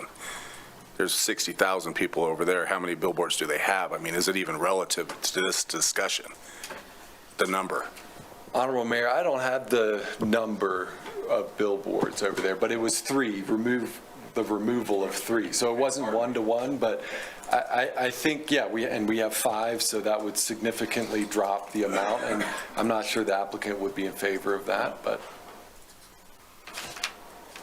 Councilor Bowling. Thank you, Mayor, and thank you, Philip. I'm a little bit of 2 minds here, and there's some things I require clarification on, and I will do my best to ask also a question and not just make this a comment. That it was mentioned in your original presentation to us tonight that the applicant said that there was a community engagement or community support component to that, and if there was, I'd be curious to know what that is. And I'm sure you have an answer to it, Councilor Newman, so, but I'll try and get through first. I also think that Councilor O'Doherty asked for some clarification as to whether or not taking it down a billboard meant putting one up in the same place, or if it was take one down and put one up in another location, and I think that's important to clarify. There's a part of me that is, and I'll try and be brief here, there's a part of me here that thinks about the ease of access around maybe the fees associated with getting advertisements on a billboard for smaller groups, for community groups. And if this ends up lowering those fees, I could see that being advantageous in some respect. But I think my question, Philip, and maybe this is a longer question for the Planning Commission, but if the intention of previously written code and or zoning from the council recommendations was the eventual removal of these, but as Councilor, I think Newman stated that they could be up for 60 plus years, what would be the process necessary from the city and the Planning Commission to put a very specific timeline on how long the existing non-conforming billboards are allowed to stay? So I apologize if that was long-winded. Thank you. That was my question as well. And I would, sorry, Mayor, I would invite a response from Councilor Newman if he has one for me. Let's, right now, I'd like to keep the response with Philip and then possibly with the applicant. Yes, Honorable Mayor, through you. I will defer the question to public engagement to the applicant's representative, given that we haven't received any information on how that was gathered at this point. As far as nonconformities go, there is no time limit, unfortunately, that can be imposed on a grandfathered use or structure such as this. So there's language in there that it can't be expanded, it can't be enlarged, and so forth. But yeah, I mean, they're steel structures, so they will be there for a long time, as the applicants represent, or the representative from Lamar has told us at a previous work session. So they're not going anywhere anytime soon. And there is also language in there, if it were to be blown over or destroyed somehow, they can rebuild it to its former non-conforming status within a certain time period. I believe that's 18 months. Councilor Newman, did you have a question? No, I think we should invite the applicant up to answer some of these questions. I do too. I have a couple of questions, though.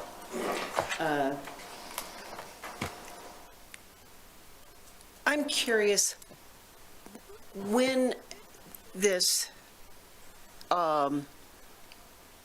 plan, when this code was initiated, if you have any idea, like how long has this been in effect? Just to get an idea about kind of the transition of council and the council's planning over time. Yes, Honorable Mayor. So this, the billboard regulation's been in place since 2009. Okay. And then I'm curious about if it's been approved through a non-conforming process, then it would seem to me that you can't, that it's approved for a certain site and location, that it's not approved to be moved 4 blocks away, that it's bound to that site. Would that be an accurate assumption? Honorable Mayor, and I believe you're referring to this A1 section in the additional section to the non-conforming chapter. I am referring to that, and I'm just wondering, with the original static sign approval non-conforming, then does it restrict that location? So once that's been approved, is it only approved for that location and no other location? They can't just take a sign and move it someplace else? Yes, Honorable Mayor, that's how it is with there's other non-conforming sections in here. Non-conforming structures, non-conforming parking lots, non-conforming signs. And yes, you're absolutely right. I mean, they can't be enlarged, moved, or altered in any way. Again, this is what the applicant supplied us, so it would definitely need to be revised to spell that out more specifically, as it is in the other non-conforming sections. And then I just have one more question, if I might. With the idea that they would be non-conforming and they would be ultimately removed, but yet there is no plan or intent for removal. Is that correct? So they've been this has been part of code since 2009. So these signs are here. They're non-conforming. We'd like to phase them out at some point, but it could be decades before that would happen.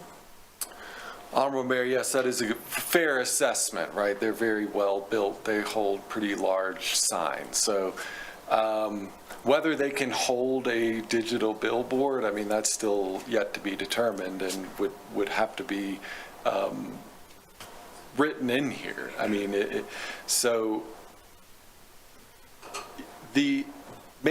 keeping it non-conforming and not adopting this would one day remove them, right? I mean, at some point in time, they need to be replaced, and they're not allowed to be replaced as such. So you let them age out? Essentially. Yeah. Okay. So I think for right now, if we could have the representative. Oh, we have Councilor Shumway and then Councilor Bowling. You mentioned the monument signs. Also, I have a question. Obviously, when we go to football games, we see something that's digital. Does our code prohibit that, or why are they permitted in the stadium? Honorable Mayor, the end zone display board, is that what you're referring to? That would not be a billboard as defined in our code, given its location and it's part of a stadium. It's part of the stadium structure, essentially. Councilor Bowling. Forgive me for my ignorance on this. I'll be reminded that former Mayor Harrington told me don't hesitate to ask what you think is a stupid question. These can't be removed because they're privately owned and on private property. Honorable Mayor, through you, I would need clarification as far as removed by, I wouldn't know who are we talking about removed? Forgive me. I think my original question is, what would it, if an ultimate desire theoretically of this body was to phase out billboards across these 5 billboards on 3rd Street, what would be required of the city, the planning, and the citizens of Laramie, maybe through a vote, in order to remove those, or put a time frame on removing them? And maybe the city attorney can answer that question. Thank you. City attorney. Yeah, Philip, and I'm sorry to interrupt, but when you establish, for instance, zoning districts for the first time, and say that something is R1, right? This is going to be R1, but there's a business sitting in the middle of it. You're in very difficult territory. You can't, by zoning, destroy that business or make it shut down or make it move. You can say it's a non-conforming use, and it can't move, and it can't, if it shuts down, for 2 or 3 years, then it can't start back up. You can put those kind of conditions on it. But if I'm getting your question, can we put a time limit on that business and say, whoop, you got to shut down over the next year? No. I appreciate that clarification. Thank you. So if we could then speak with the representative for questions. Thank you, Philip.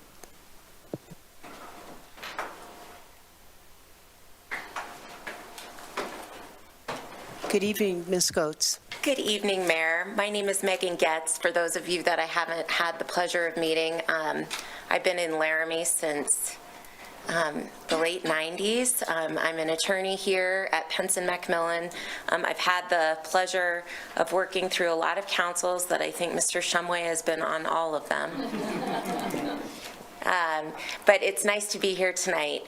I also want to let you know that with me on Zoom is Jamie Rideout, who is the residential lease manager for Lamar, and Craig Bendixson, who is the general manager for Lamar.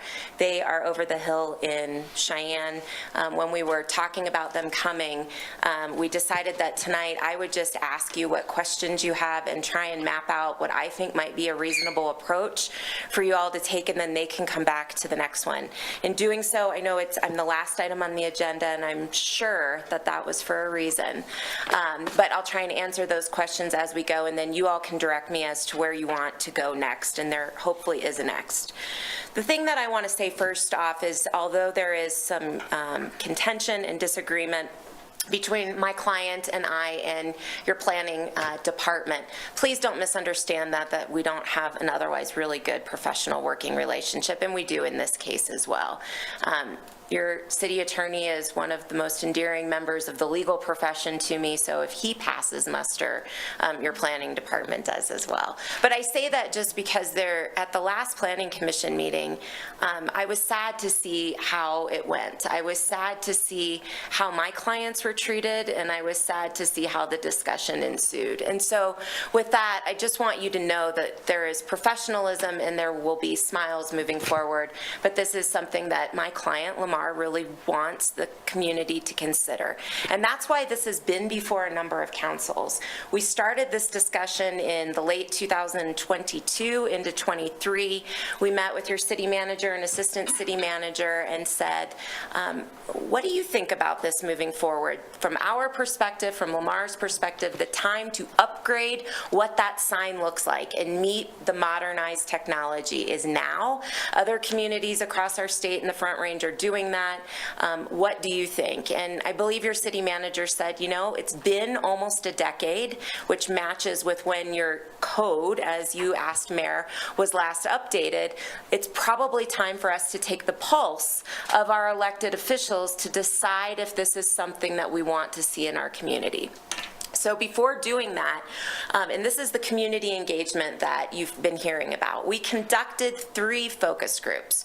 One was at my office, one was at the grounds, and then one was done through written communication. And in those focus groups, we invited and we shared through LCBA, as well as DDA, Downtown Development Authority, and Laramie Main Street, to invite as many of the constituents and businesses as possible to come to these meetings, to hear input and to hear concerns. And we did receive really interesting input when we conducted that meeting at the grounds, just about concerns of what that clutter or what that environmental impact, especially along 3rd Street, would look like.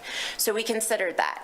We then, after receiving from those focus groups a really resounding encouragement of this would be good for our business community, we proceeded to meet with your staff. And all along, our intention has been, what do we need to do to work with you to meet your concerns? What are the things that you want to see happen? And I would share that there has been frustration by Lamar as to which direction Lamar has been guided to go down. So at the Planning Commission meeting earlier in February, at the last Planning Commission meeting, two things came before the commission. One was this ordinance or text amendment on all of the in-town billboards, which there are 5 of. Okay, there are 4 along 3rd Street, 1 at 20th and Grand. It's right by the credit union, right next to Taco John's. And then there are 4 along the 3rd Street corridor. You can probably visualize them as you're driving down 3rd Street. Lamar's primary objective was to convert the board on 20th and Grand to digital. And the reason is because if you walk or drive up and down Grand, you're going to see all the other digital signs that are flashing. Whether they're monuments or billboards, you're going to see them. You're going to see the movie theater. You're going to see the shining animated objects on ACPE's window that are seasonal, like you'll see a turkey, you'll see a Santa Claus, you'll see different things. You're going to see the brown and golds digitized sign. You're going to see, whether it's a billboard or not, you're going to see the huge sign that's in the football stadium. And then, you know, if you continue driving down Grand, eventually what you all approved was a digitized sign for outside of the courthouse. You made an exception. The Laramie City Council or the Laramie Planning Commission granted a variance that said that sign was okay. It was a non-conforming sign in that area, but we would agree to digitization. And the reasons provided by the planning department were near identical and consistent with what Lamar proposed for its variance application for the sign at 20th and Grand. So the Planning Commission denied the application for 20th and Grand, and I believe that a lot of the reasons that were at least articulated in that meeting were concerning, and I don't know that they represent what you as the elected officials of our community think and feel. But what I want to point out is that tonight I was so thrilled to hear your planning manager actually provide some feedback on how many signs perhaps would be appealable to reduce in exchange for putting up a digitized sign, about the size and the scope, because when we were asked to reformat our ordinance application and which proposed amendment it would come in, one of those emails that he talked about we had was, what would the Planning Commission like to see as far as the specs and the technical specifications of the sign? And the response back was, that's for Lamar to propose. So what you see before you is what we proposed. Does that mean Lamar isn't interested and willing to work through these and see what can be accommodated? You bet. When we did this work session, the impetus was the front page of the Laramie newspaper, which was your council before you saying, we have to find ways to communicate and engage our citizens. We have to find mechanisms that involve them in what the community is doing. And I know the mayor was here, and you know, the comment was, well, how about we deal with the obvious? And I don't mean it was your comment, Mayor, but at that work session it was, we're going to have these signs, as Councilmember Newman said, for 60 plus years. They're not going away. So why not use them in a way that engages the community? Of each sign, the question was asked was, how much is local? The statistics showed 93% of the business on billboards is locally owned, operated businesses. That's why along the interstate and along the I-80 corridor, digitized signs don't make sense, because the people that are using billboards generally are your local communities. They're the ones who want to direct you to say, go to the downtown coffee shop today, we're having this sale, or go to our downtown Main Street, we're having a farmer's market, those types of things. And so I just wanted to point out that our presentation had technical information, the proposed locations, the details, so the size, how these new signs actually decrease light pollution and actually limit what the residential neighbor to the side might see, the benefits and the safety of them, how it's not traffic involved, etc. So Mayor, I wrote down what the questions were that were asked, and Can we let the councilors ask the questions? Whatever you would like, Your Honor. I think I'd be more comfortable with that. And Mine's real quick. What was that percentage and where did you get it from? The percentage is 93% of Lamar's business is local. Lamar is the only outfit in Laramie that has billboards. So it can very reliably tell you that 93% of its customers or usages are local businesses. And Vice Mayor, if you ask your questions. Thank you. So I've got to follow up to that one. Of the ones that are in city limits, how many, are those also 93%, or is that? Okay, great, thank you. And then a quick question on something you had mentioned earlier. I so appreciate that you held the focus groups. How many people were at each of those focus groups? They were back in 23, and so I would not like to say something that was incorrect, so I'd like to get you that information. Great, appreciate that. Is that it? Councilor Vigil. Yeah, thank you, Mayor. Towards the end of your explanation, you said something like the digital boards would reduce light pollution. Am I here? How? That's a great question, and we would be willing to bring in, we had the person at Planning Commission who's with Daktronics. So this is not the digitization, and we could show this to you again if you were interested. The digitization is not a video.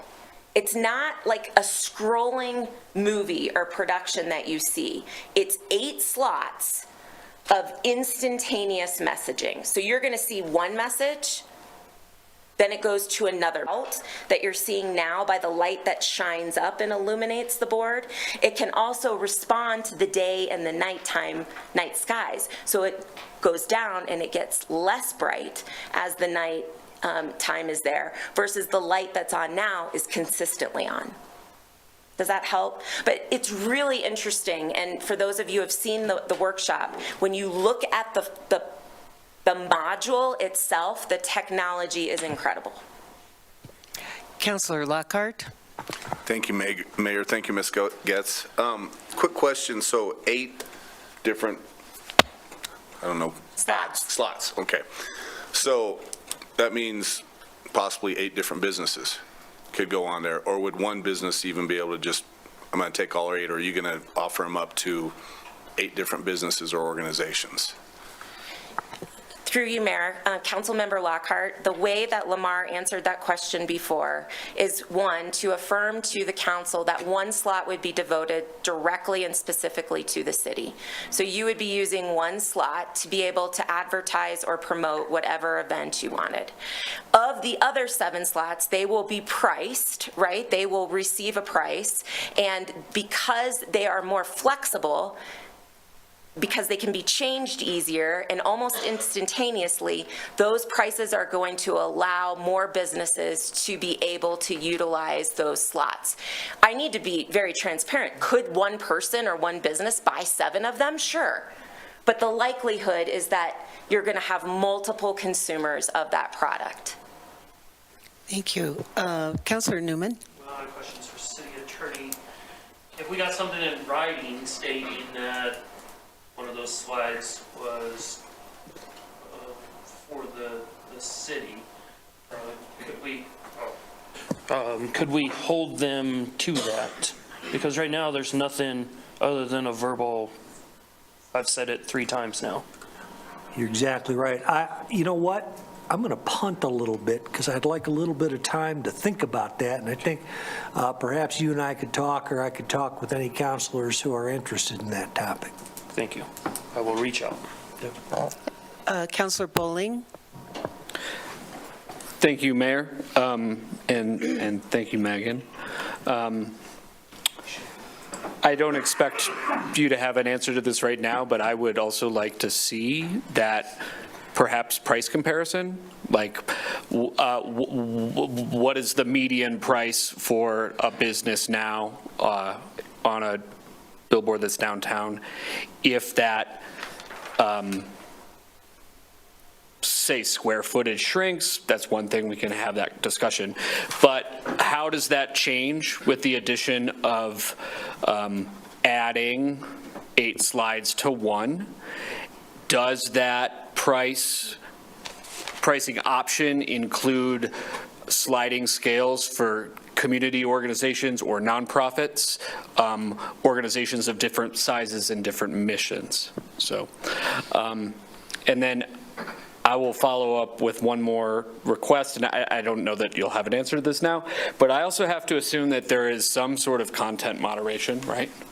You can't have some sort of gratuity and profanities, and so we can have a discussion about who can and cannot, and Philip is correct in saying that getting into content moderation is a very, very slippery slope, but there has to still be some content regulation in place, and I would like to know that before I'm able to make a decision.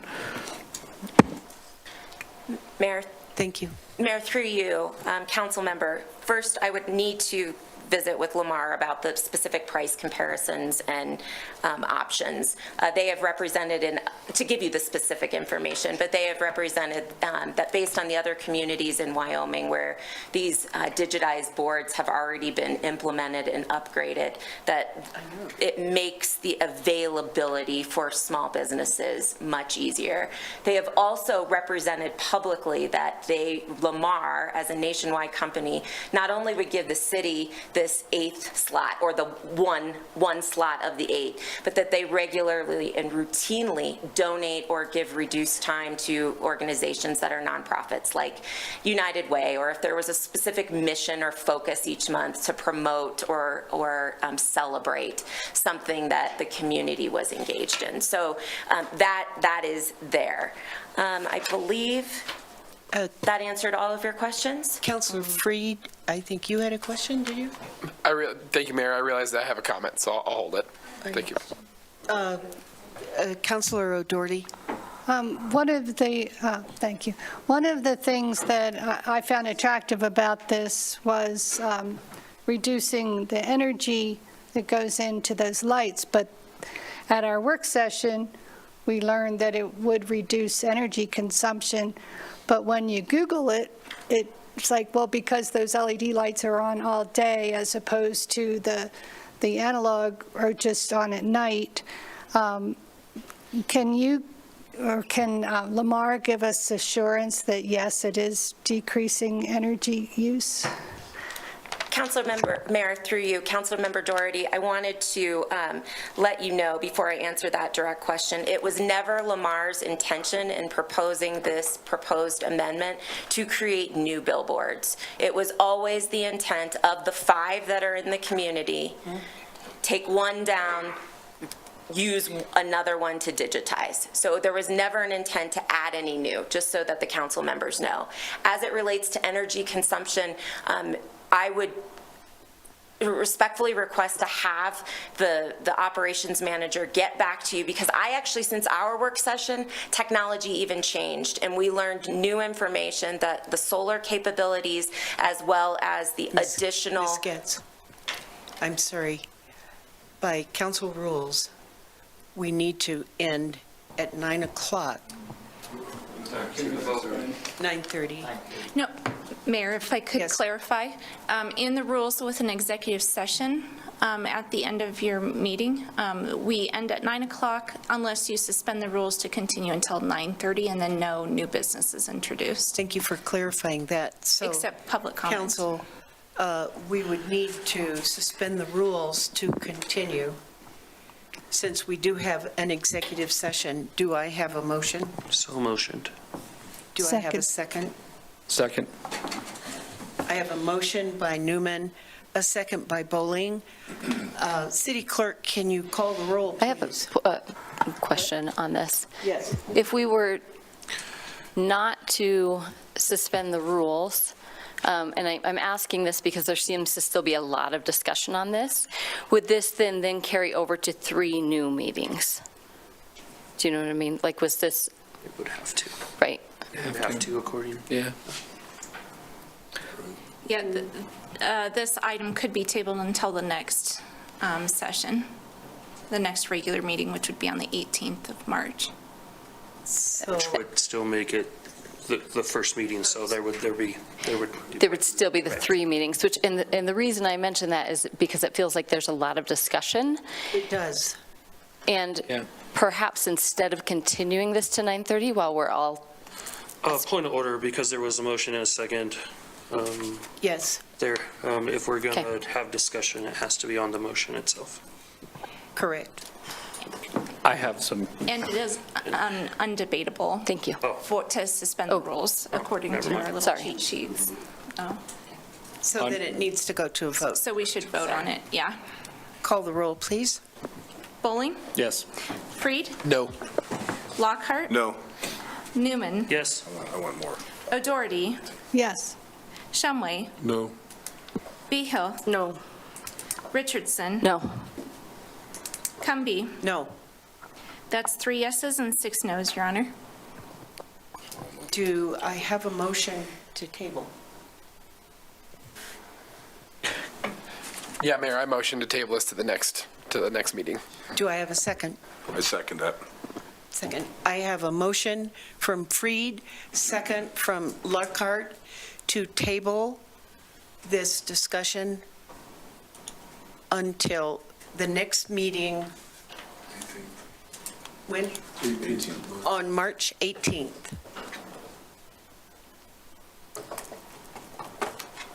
Are there any Mayor, may I questions or make public comment on your motion? Yes. Yes. I would love for the council, through your staff, to direct Lamar as to what additional information you would like, or the presentation that might be helpful to you on the 18th, just so we're not abusing your I think that would time. be very beneficial. Councilor Newman. I have this wrote down. I think council should watch the YouTube for the last one. I think the applicant should come back with any amendments that we talked about and the new products, if there's new products that you can show us. But I don't think we can give a direction without more discussion. So that's my, yeah. So we have a motion to table. We have a second. Any other questions, comments? So non-debatable. So Debatable. if you can call the roll, please. Bowling, Yes. Freed, Yes. Lockhart. Yes. Newman, Yes. O'Doherty, Yes. Shumway, Yes. Behill, Yes. Richardson, Yes. Cumby. Yes, That's 9 yeses and 0 noes, Your Honor. that motion passes. Thank you, Ms. Getz. Thank you, Your Honor. Are there any comments on non-agenda items? Yes, Mr. Henderson, welcome. Based on the fact that I was not able to give public comment on the last item, I would point out that from a public standpoint, I would view Grand Avenue already having the signage that's being requested by Lamar in the form of 2317 Grand Avenue at the Marion H. Rochelle Gateway Center. The very lit, very visually descriptive of what Megan Getz provided you with respect to the technology that's available, would make a decision by this group against such an allowance, in my view, arbitrary and capricious. The promotion of business has been advocated by many or all of you, and therefore, my expectation is that you would walk your talk and support commerce, growth in our community. The content standards, I think that's probably the most valid question that you debated this evening. To talk about decency that might preclude certain things being on there for our community, that might be the best that I heard tonight. Thank you. The price fixing is a grave concern. I do not see this group setting the price of cheeseburgers. And if you want to set the price of I hate to do this, but point of order. We can't have public comment on something that is coming back to the agenda in 2 weeks, because we postponed it. So we can't have public comment on something we postponed, if we're going to follow the rules. And I'll do. City Clerk. Can you advise on that, please? So, Mayor, the item on the agenda right now is public comment on non-agenda items. So if the public is providing public comment on something other than an agenda item, then I think it's appropriate. I think Counselor Newman is correct. If it is on an agenda item, it would be appropriate to hold that and either email it to the council or provide it at the next March 18th meeting. I'll close. Thank you. Okay, thank you, Mr. Henderson.